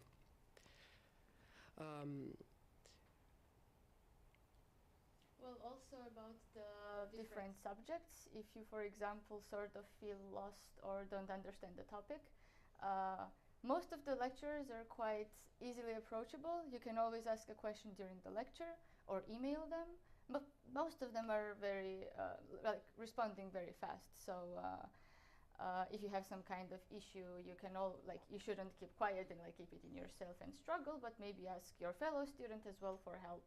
And again, help each other study. And also, probably one of the biggest perks is that, for example, our program director is very involved with communicating with students. So also, if anytime you have some kind of question regarding studies or something in that sense, again, you can always contact her, and she will give you all the information there is to give you. So, thank you. Thank you so much for sharing your experience and talking about the program as well. So I guess it's time to open our Q&A session. So if you have any questions, please do ask. You have an excellent chance to get first-hand information. Yes, can I give you a microphone so people online also hear? Thank you so much for the information. Could you please give some examples of these projects developed for this iJump competition? Okay, I would give the example of Salsa Smile, because probably that's closest to the public. So maybe you want to talk about the project? Previous year on iJump, I was participating in this project. I call it Salsa Smile. Basically, the project was focused on the problem of dental cavities, which is sometimes really painful experience, so we needed somehow to solve this. So the main idea was that the biofilm, bacterial biofilm, forms on the teeth, causing cavities to form. And we needed somehow to destroy or prevent this film from forming, thus we will prevent cavities to form. We used the genetic engineering and synthetic biology. We aimed to design a protease that cleave, a specific enzyme that digests parts of a specific protein, which allows the bacteria to attach to the tooth. So if bacteria don't attach to the teeth, nothing like bacterial film will not be formed, and cavities can be prevented. So basically, in a nutshell, this was our project. We designed it to some extent, and we were successful with this. Thank you very much. Very knowledgeable students. I have a question online, I guess to Artemi more. How many scholarships that cover the tuition fee are available? Usually around 5-6 scholarships are available. Like it's like 5-6 plus minus some, so plus minus 3. Yeah, depending on the candidate, probably. And depending on the year, yes. Depending on the year. Okay, thank you. Yes, sorry, I will give you the microphone. Yes, hello, thank you for the information again. And I have a question about the admissions. I'm currently studying both in the IB diploma program and in my national Latvian high school program. Which diploma would you say is better for applying? It's a good question. Whenever you have the highest grades in, so basically if you have the IB diploma and you apply with that, and you have taken, for example, high-level chemistry, and you got, like for example, 6, not a 7, but it's going to be recalculated since it's high-level subjects, and you're going to get more points for that. But if you are taking standard level in IB, then I think there's no difference between one to choose. Choose the one which has higher grades. Any other questions?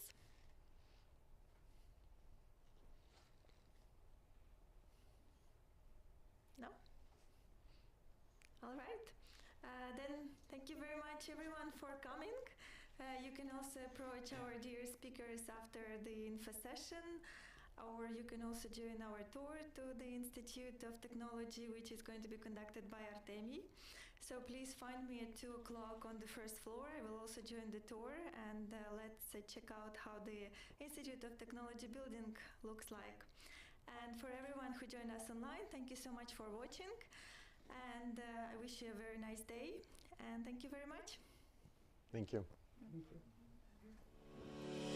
The University of Tartu Faculty of Science and Technology is a recognized center of competence in sciences, technology, and information technology in Estonia, where theory, everyday practice, future applications, and technology are combined into a coherent whole. The 10 institutes of the faculty have many international students and world-class international lecturers. Teaching takes place in diverse academic buildings, where students can use the best labs and classrooms. A learning environment with state-of-the-art equipment facilitates the acquisition of in-depth knowledge and experience. In 2020, the Delta Center, the university's IT heart, was opened. It is a unique center for learning, research, and innovation in Europe, with a structure that fosters interdisciplinary learning, research, and cooperation with business. 2021 saw the completion of an academic building reconstructed for the Institute of Ecology and Earth Sciences, Ecologicum. It offers a variety of facilities needed for research and studies of green biology. In addition to lecture halls, there are laboratories, cold rooms, an aviary, a greenhouse, an outdoor terrace, and also a plant wall covering the building. In the coming years, the university is planning to integrate the 3 study and research buildings in the Maarjaväljä campus, Physicum, Chemicum, Institute of Technology, into one. According to the project, the current extensive grassland in Maarjaväljä will have a pilot area for innovative green solutions, study fields, and facilities for healthy outdoor recreation. One of the most impressive academic buildings of the faculty is undoubtedly Tartu Observatory in Tõrvere, with its telescope towers. In the midst of nature, you can find Estonia's Space Center, where student satellites are made.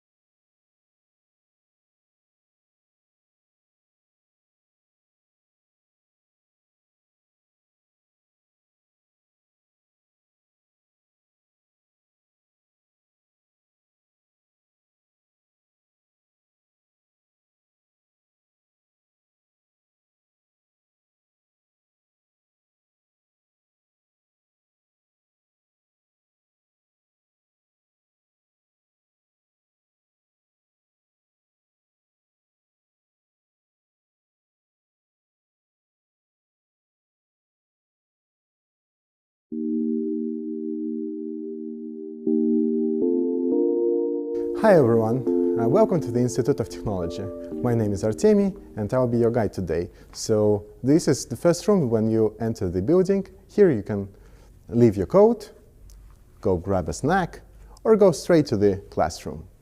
We are now in the biggest auditorium in the building, room 121. Here you're going to have your first info session where you're going to meet your course mates, fellow science and technology students, and program director. And here, after 3 years of hard work, you're going to defend your thesis. Institute of Technology is an interesting place. Here, on one floor, you can meet plant biologist and also robotics specialist. Let's start with the plants, shall we? Welcome to the plant paradise. Here we grow some common plants in ideal conditions, ideal humidity, ideal temperature, ideal dark light cycle, and all in the name of science. When the plants are ready, we transfer them to the gas exchange chamber. So let's take a look at that. Here you see our miracle machine, or state-of-the-art device, which was designed and built in the Institute of Technology. This device allows researchers to check how different mutations affect the gas exchange in the plants, and in the nutshell, how we can save fresh water in agriculture. So we are now in robotics wing. Here, researchers think of different things. For example, how to make online shopper better by making robots take the shape of your body so you can see how it fits. Or how robots can mix you a drink or a cup of coffee. Or even more, how soft robots, which mimic biology, can revolutionize future medicine.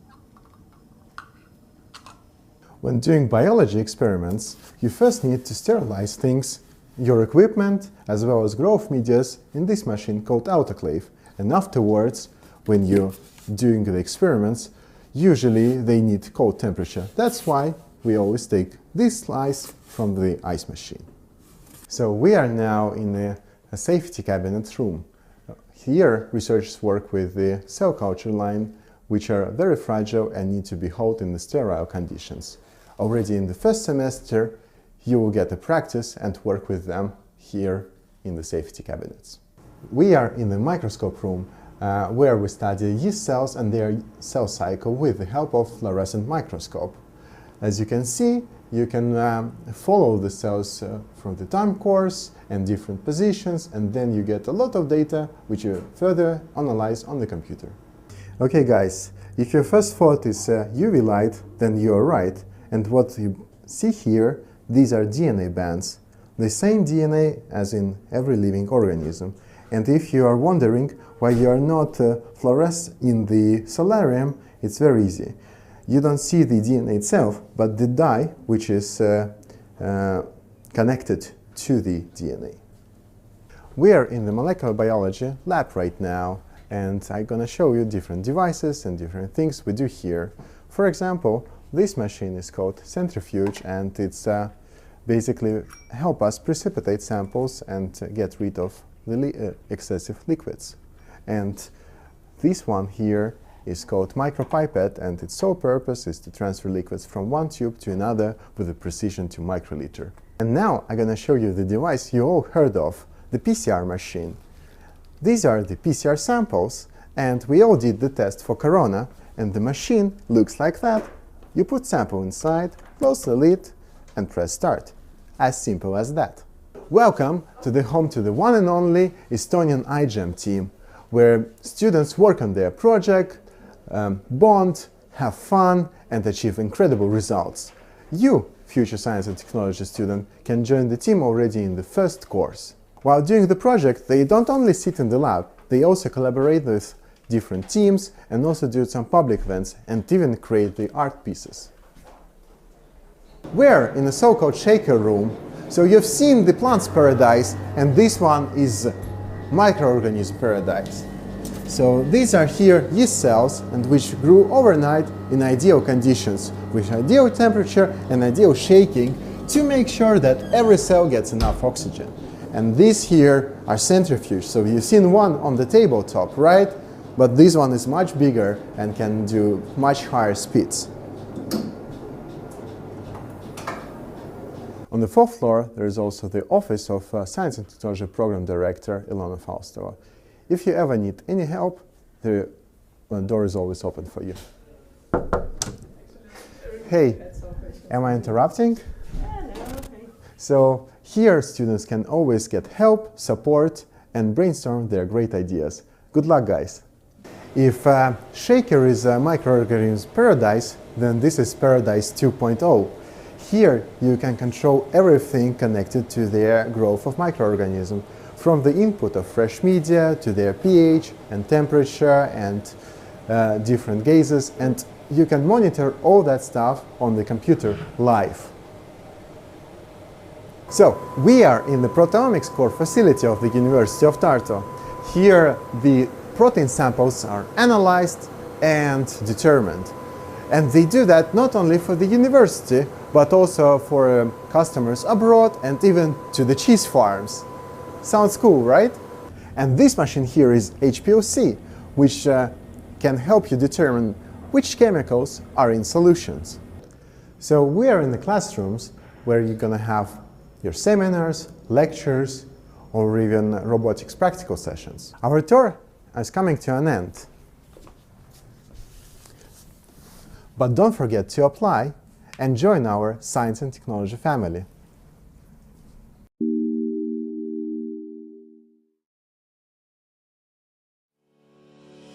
The University of Tartu Faculty of Science and Technology is a recognized center of competence in sciences, technology, and information technology in Estonia, where theory, everyday practice, future applications, and technology are combined into a coherent whole. The 10 institutes of the faculty have many international students and world-class international lecturers. Teaching takes place in diverse academic buildings, where students can use the best labs and classrooms. A learning environment with state-of-the-art equipment facilitates the acquisition of in-depth knowledge and experience. In 2020, the Delta Center, the university's IT heart, was opened. It is a unique center for learning, research, and innovation in Europe, with a structure that fosters interdisciplinary learning, research, and cooperation with business. 2021 saw the completion of an academic building reconstructed for the Institute of Ecology and Earth Sciences, Ecologicum. It offers a variety of facilities needed for research and studies of green biology. In addition to lecture halls, there are laboratories, cold rooms, an aviary, a greenhouse, an outdoor terrace, and also a plant wall covering the building. In the coming years, the university is planning to integrate the 3 study and research buildings in the Maarjaväljä campus, Physicum, Chemicum, Institute of Technology, into one.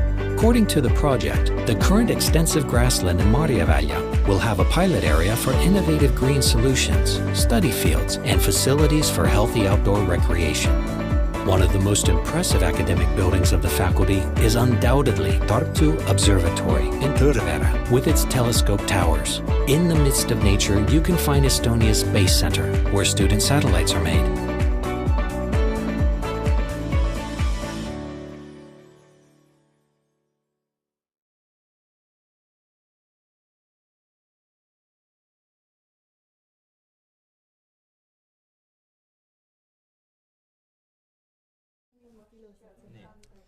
Üks, kaks, kolm. Üks, kaks, kolm. Aga me ei pea nagu see. Okay. Suurepärane. Aitäh. Räägime omaaselt. Okay. Si. Ja, tere. See. Okei, aitäh.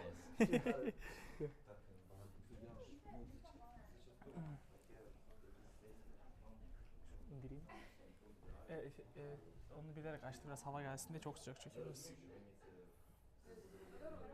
Telefonu şarj takayım mı? Tak, benimkinin önünde sarı şey. 1 saat takabilirsin.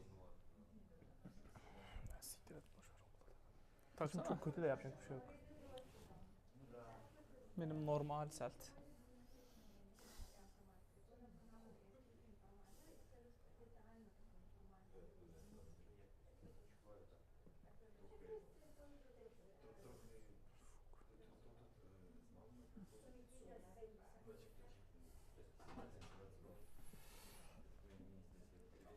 Anna yhtään mitään ihmiset ovat siellä. Voi olla paljon ihmiset.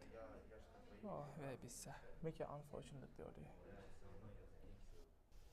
Ilmoittaa pelasta.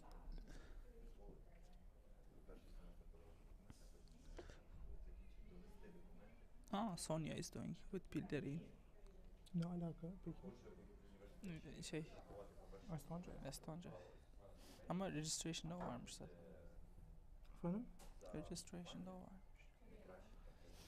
Oh.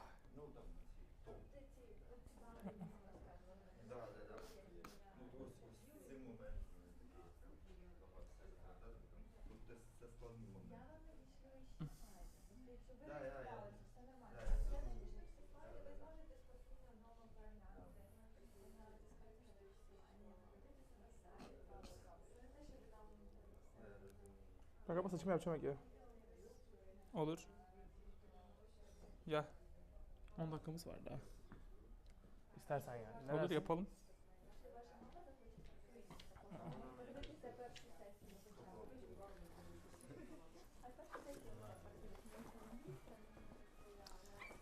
Ya da soralım mı? Gidip gelsek olur mu?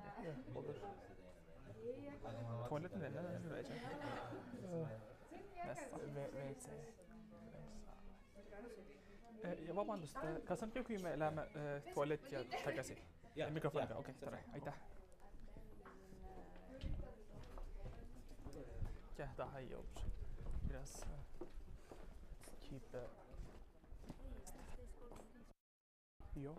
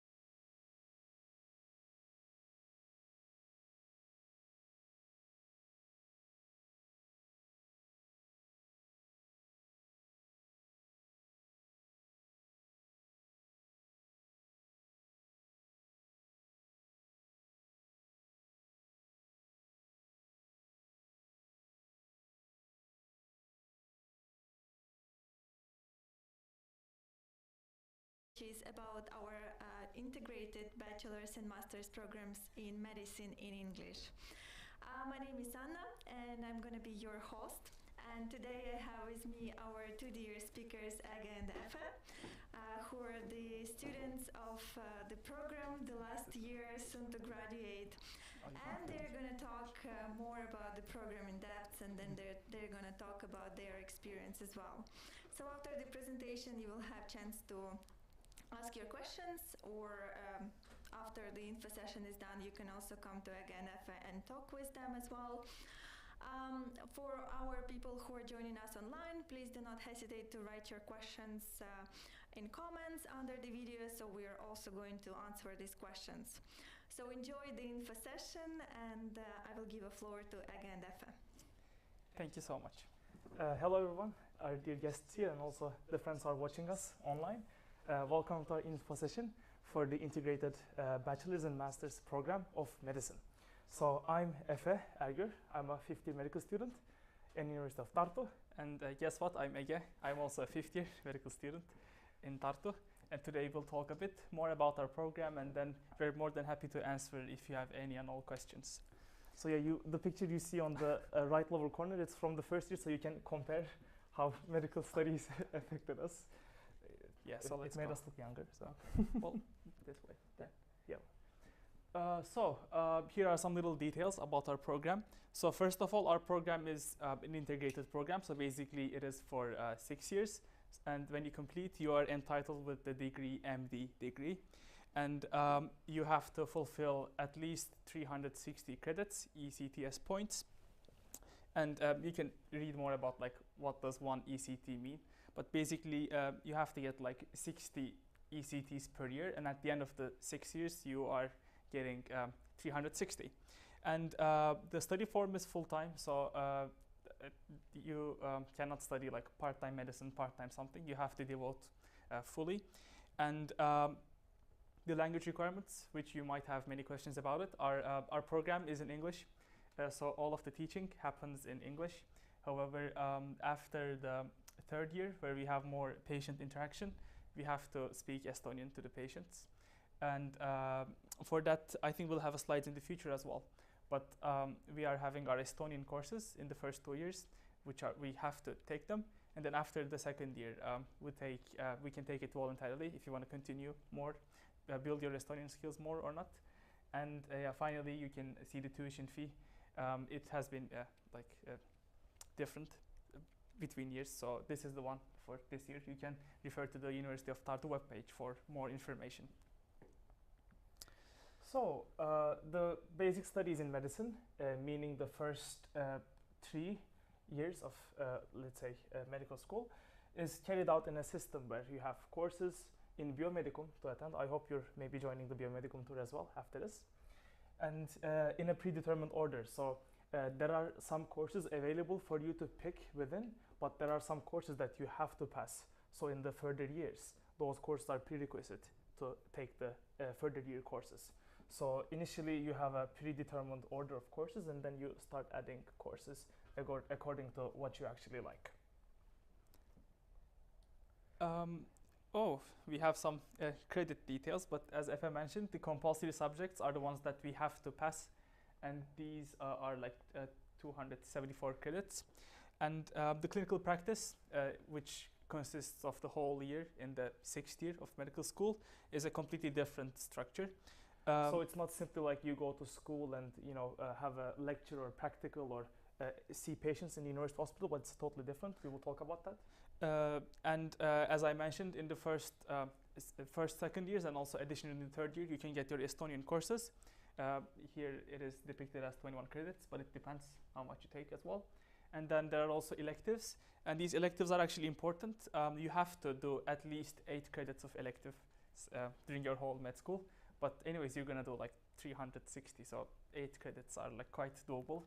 And to be honest, it's not that difficult to do extra like 8 credits, of course, so don't worry about that. And also our program after 6 years ends with a final examination, which is worth of 5 credits. And this final examination consists of pretty much all the subjects in the clinical years. And it is a multiple choice test, which is done in Tartu in person. And yeah, finally, we can talk about the UIS, the Student Information System. So it's the system where we keep track of all our courses in a way, not by the means of the course like structure, but more like how many credits we have, how many credits we need to take more. And it's simply a platform where we're keeping in contact with the university, like let's say, so that we receive information from the school or from dean's office, etc. via UIS, and we select our courses, we register the exams over there, but we also have in parallel a Moodle platform, so that each course uploads their own course materials. There might be some tests or like some other activities that has to be done for the course.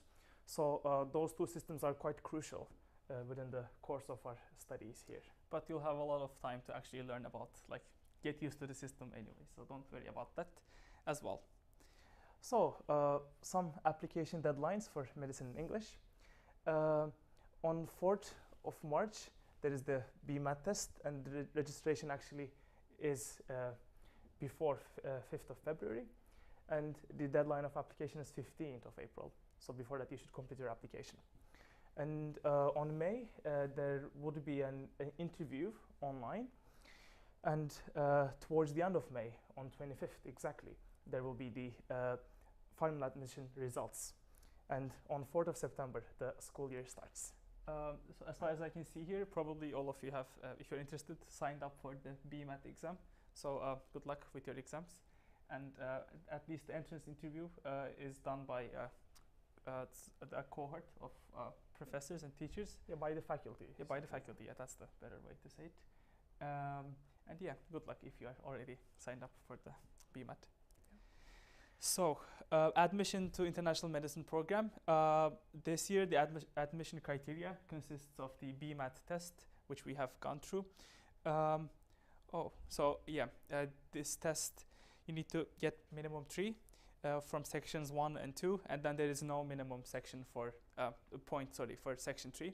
Sorry, I'm a bit hesitant because when we entered, we had the SAT subject tests 5 years ago, so this has changed. And there is a motivation letter that yields 15% of your final score, and with the same way you have the entrance interview, which also consists of 15% of the final score. So basically 70% of your point comes from the BMAT test that you have either taken or you will take soon, and the rest comes half and half from the motivation letter and entrance interview.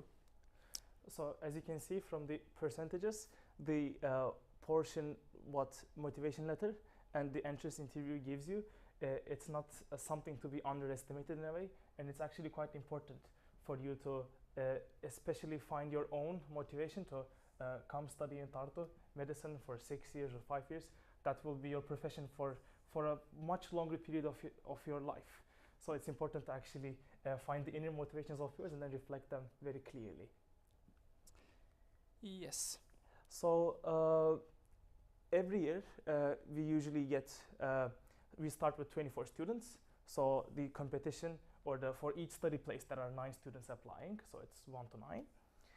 And the international medicine program actually has one of the highest competition among the other programs offered to the international students in University of Tartu. Maybe before going back to the slide, I can also mention that it is a quite international program. So there are people from many different nationalities and backgrounds. There are, of course, friends from Finland, but also friends from all over Europe. Even we had friends from Australia, New Zealand. So you can imagine the whole map. We have friends from everywhere the world. Yes. So during the first 3 years of our education, it's mostly in biomedicum in this building, which is the Faculty of Medicine, where there you will proceed with its tour. But for the friends who are joining us online, we can talk a bit about biomedicum. So there we have the student laboratories, we have a small library for medical students as well, and we have teaching happening there, as well as all the practical classes. And simply the medical faculty and medical science is happening in that building. And also partially the education continues in the Chemicum, which is the faculty of chemistry, applied biomaterials, whatever. So basically, usually we have our chemistry classes in the first year in Chemicum, but I would say like around 90% it is taking part in biomedicum. And as Efe mentioned, it is a place where mostly all of our teachers, professors are actually working in their labs, but also we are getting taught there in the classrooms. And when you look at from the windows towards looking at the hospital, we can actually see our university hospital as well. It should be in the next slide. Yes, absolutely. Yes. So the clinical studies, go ahead. Happen in the Tartu University Hospital, which is right in front of Biomedicum and Chemicum. It's just like a 5-minute walk. And Tartu University Hospital is a third level intensive care center, trauma center, and it's actually responsible for majority of the southern Estonian healthcare in a way. So most complicated cases within the southern region of the Estonia come to Tartu. So you have a lot of different exposures to different kind of patients. And as Efe mentioned, basically everything we can find in Tartu University Hospital, or Tartu Ülikooli Kliinikum, as we call it. And now recently the new buildings for Children's Hospital and then the ENT hospital is built and integrated.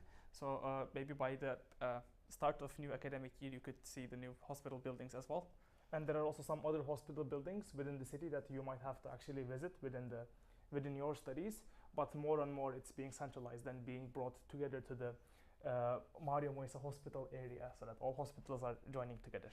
And in the clinical years, of course, even though we are having our classes in the hospital, we still have like seminars where we sit in a room with a doctor, teacher, and then we discuss about that day's topic, and then patients go over their labs, charts, etc. And then also afterwards we go to the ward side, the clinic side, to interact with patients, go over their history, medications, etc.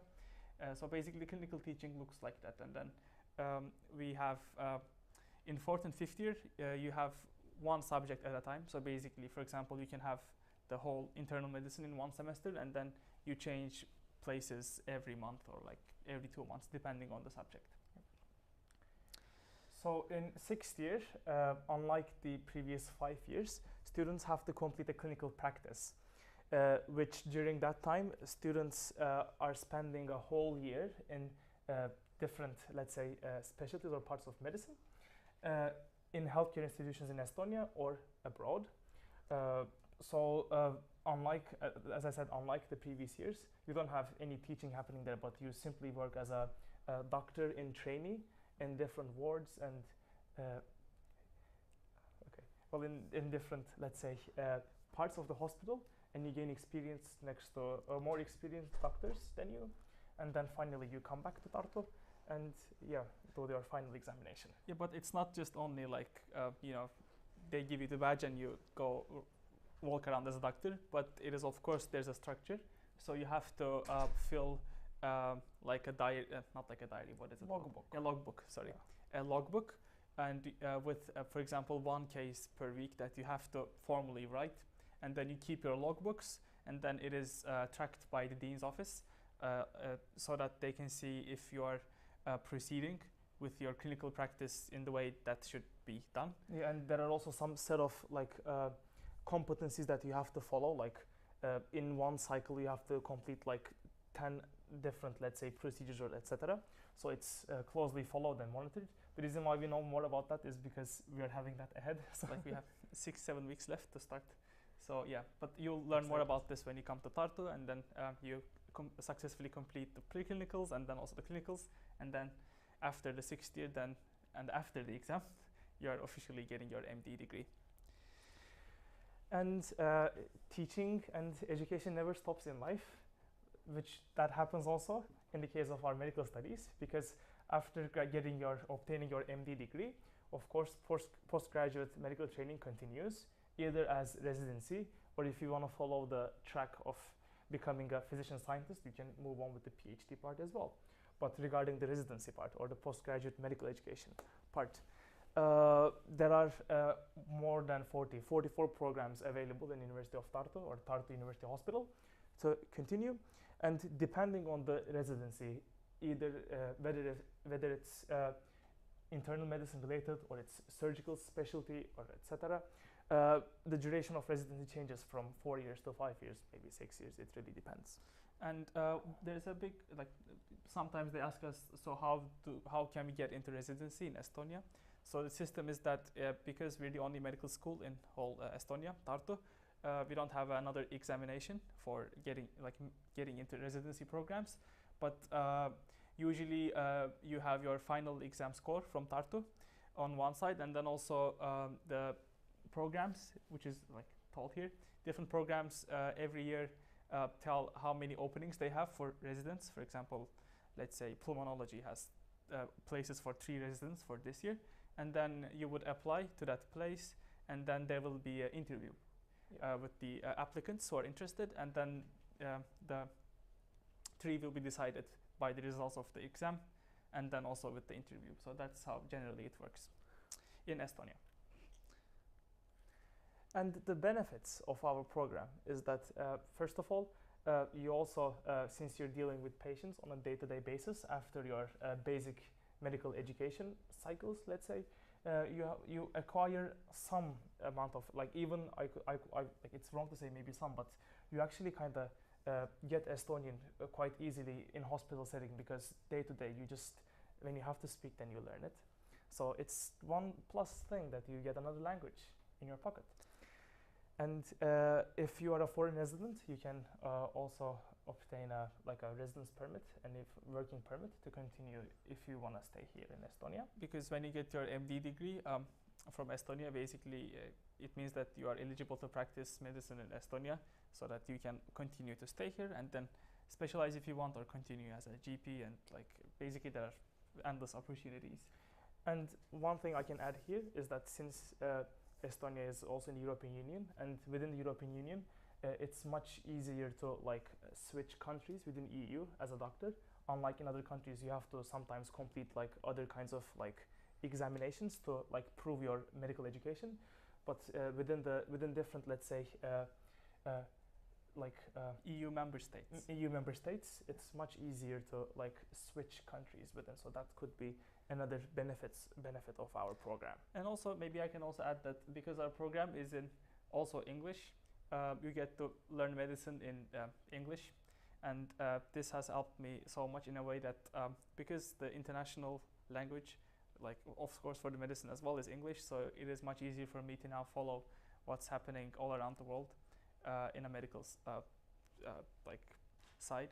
So in a way, I'm happy that I studied in English and also learned Estonian by side. So will it be easy? No. Will it worth it? Absolutely.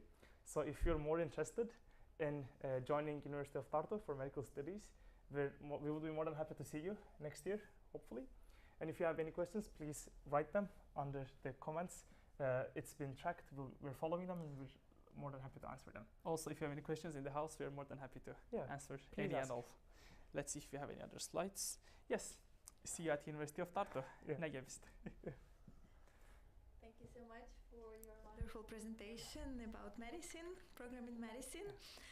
So I guess it's time to open our Q&A session. So if you have any questions, it's a very good place, an excellent chance to ask all of them, and you will get first-hand experience. It could be related to anything, nothing just academical, but simply a question okay, how is living in Tartu, how's student opportunities, come and go. Well, we have. Do we have any questions from the? Yeah, we have a question online about the biomedicum test. Could you please tell more about biomedicum test, and what is the minimum score of it? Okay, so it's about the BMAT examination, I guess. So here you can, we have briefly touched about what scores to get in what points ourselves, but here you can laser it. Yeah, so here it says that in BMAT test it consists of 3 sections, and then in the first and second section you need to get at minimum 3 points, and then in the third section there is no threshold, and this in general your whole BMAT score makes your 70%. But yeah, sorry for not being able to answer this question really directly, because when we entered medicine in Tartu, we entered with a different test. So we have never taken BMAT. Yeah, but for like 100% correct reference, please refer to the UT website accordingly. But this is the information from that website as well. But just to double check, you can always refer there for the most updated information. Like this is the points that you need to get. But if you have any questions about how to prepare for BMAT, then unfortunately, I guess the Dr. Google knows a bit more than us in that case. But thank you for your question, and sorry for not helping. Thank you. No worries. It's the admission requirement changed a little bit. So yeah. There is another question which is related to admission requirements. It's about the entrance interview, what to expect from it. If you maybe, I know that you probably didn't have it as well, but maybe you know some information from... So initially, from what I could say about the interview, is that I find it actually a very important portion of the admission criteria, because sometimes you might not be able to reflect all your thoughts and the reasons why you actually want to be here or just study medicine overall is not enough to, or like maybe you're not able to present it very well on a written way. So it's actually really nice that you actually have a chance to talk with the real faculty members who will be your teachers at some point in your journey here, to express like one-to-one directly your aspirations, your thoughts and your motivation to be here. So it's actually quite important. And I guess the interview actually came into place with our all like what is it called? Sorry. At the end of the year, we always give feedbacks to the faculty, and then this was included by, I think, all of the students' feedbacks, because it's always good to, you know, as Efe said, have a opportunity to talk. And as far as I know, the interview does not have any like medical or scientific or maths. It's not about like knowing stuff. It is more about your aptitude in an academical level is not questioned there. Yeah, you just I guess you are answering or like discussing on like your motivation to be in Tartu and study medicine here, and then what does it mean to you to be like a medical student, for example. So I guess it is more like in general to like meet you, and then I guess maybe BMAT test, and then the pointing to get BMAT is maybe much more like important in like scoring higher or lower. But I guess the entrance interview is more like just to know you in general. And in previous years, we had some slides who were which had all the like courses in first year, second year. So actually, there are a lot of like stuff to do within the study year. So it's important to be motivated and be able to express it. Yeah. I have next question, which is very much related to it. So studying medicine might be challenging. How do you balance studies and social life? From your own experience, let's maybe. go to these. Well, it's a good question. So first of all, I must say that yes, medical studies could be tough at some parts, but it is in a way like the best and the most healthy thing is to be able to balance it. So of course, we are usually in the beginning of our studies super excited and like ready to devote our everything to medicine and then like just study all the time but do nothing else. But then afterwards you might, as all of us have noticed at some point, that you might start to feel you get really tired easily, and then you're not as efficient as you are previously. And it also quite likely correlates with the setting of the medical education, not only for here but overall, because you don't right away start seeing patients and help them and do stuff with them, but you have to actually acquire quite a lot of theoretical information beforehand to actually proceed the clinics. So that's why it's important to yes, be motivated to like do everything according to yourself, like good in a way to like continue, and then have the motivation to able to actually, you know, start meeting patients and be helpful. But I understand initially it might be quite like persons might have different, you know, understandings or feelings, because they would feel like, okay, like I came here to, you know, for example, have an impact on a human life, but I'm just studying human anatomy like a lot of hours a week, like what I am doing here. But actually, if you have the resilience to continue, then it's important to keep that up. Also, I would like to add that there are many opportunities for extracurricular activities. So Tartu University is not just a university. You have also other extracurricular stuff happening. So for example, Estonian students, like there's an Estonian Medical Student Association called EAUS, and also for Finnish students there is something called TASLO, where you can join there, and then these groups organize, of course, medicine-related, like for example, like conferences or like talks, which you can learn interesting things about the field, but as well have many like extracurricular activities. So you could go to like trips with them, or like get dance class with them. And like you so are many stuff. very lucky, because next year, 2024, Tartu is the European Capital of Culture. So I already know that there are many different events happening within the city, within the town, different cultural, let's say, exhibitions and arts and theater, etc. So there are always some interesting stuff happening in Tartu all year round. Not when it's just like warm and nice, but all year round. Yeah. So I'm sure everyone can find something that will like detach them from studies a bit, and then make them, relax and be comfortable in a way.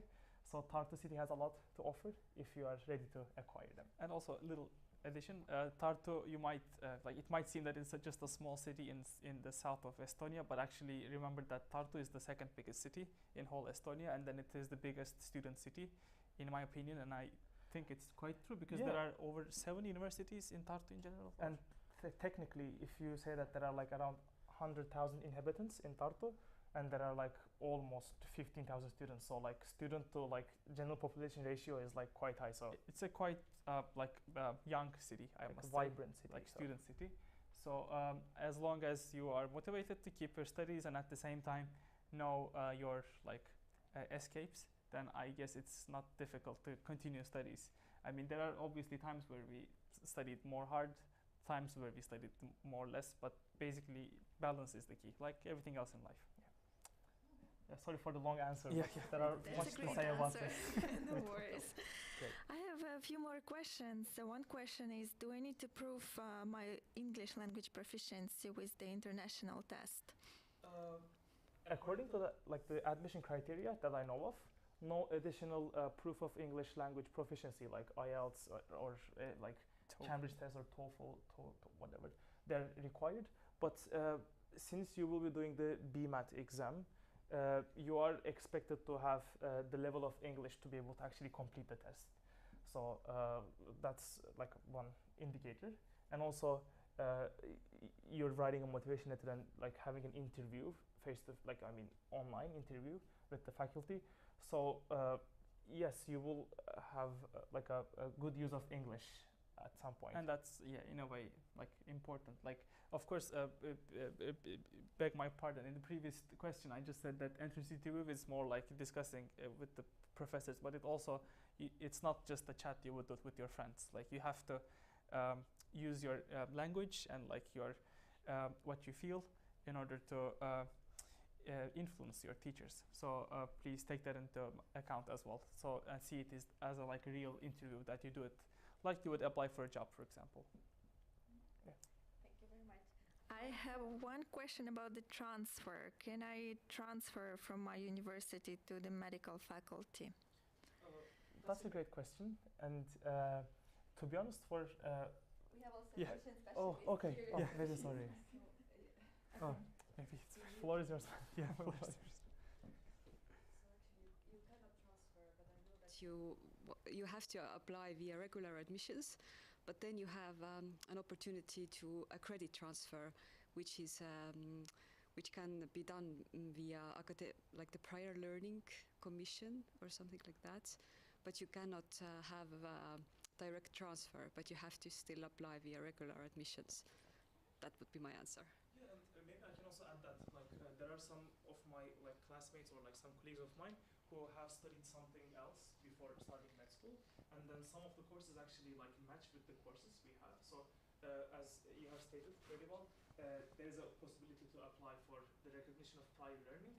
So if you provide the necessary paperwork to the dean's office, then you can be excused from those classes and just get them recognized. And if you have already studied something before, then it means that you have less study work to do in that case. But you have to prove it, and you can learn more information from dean's office, like what officially is needed to get it recognized. There are no more questions online. Maybe there are any questions raised during the conversation from here. Yes.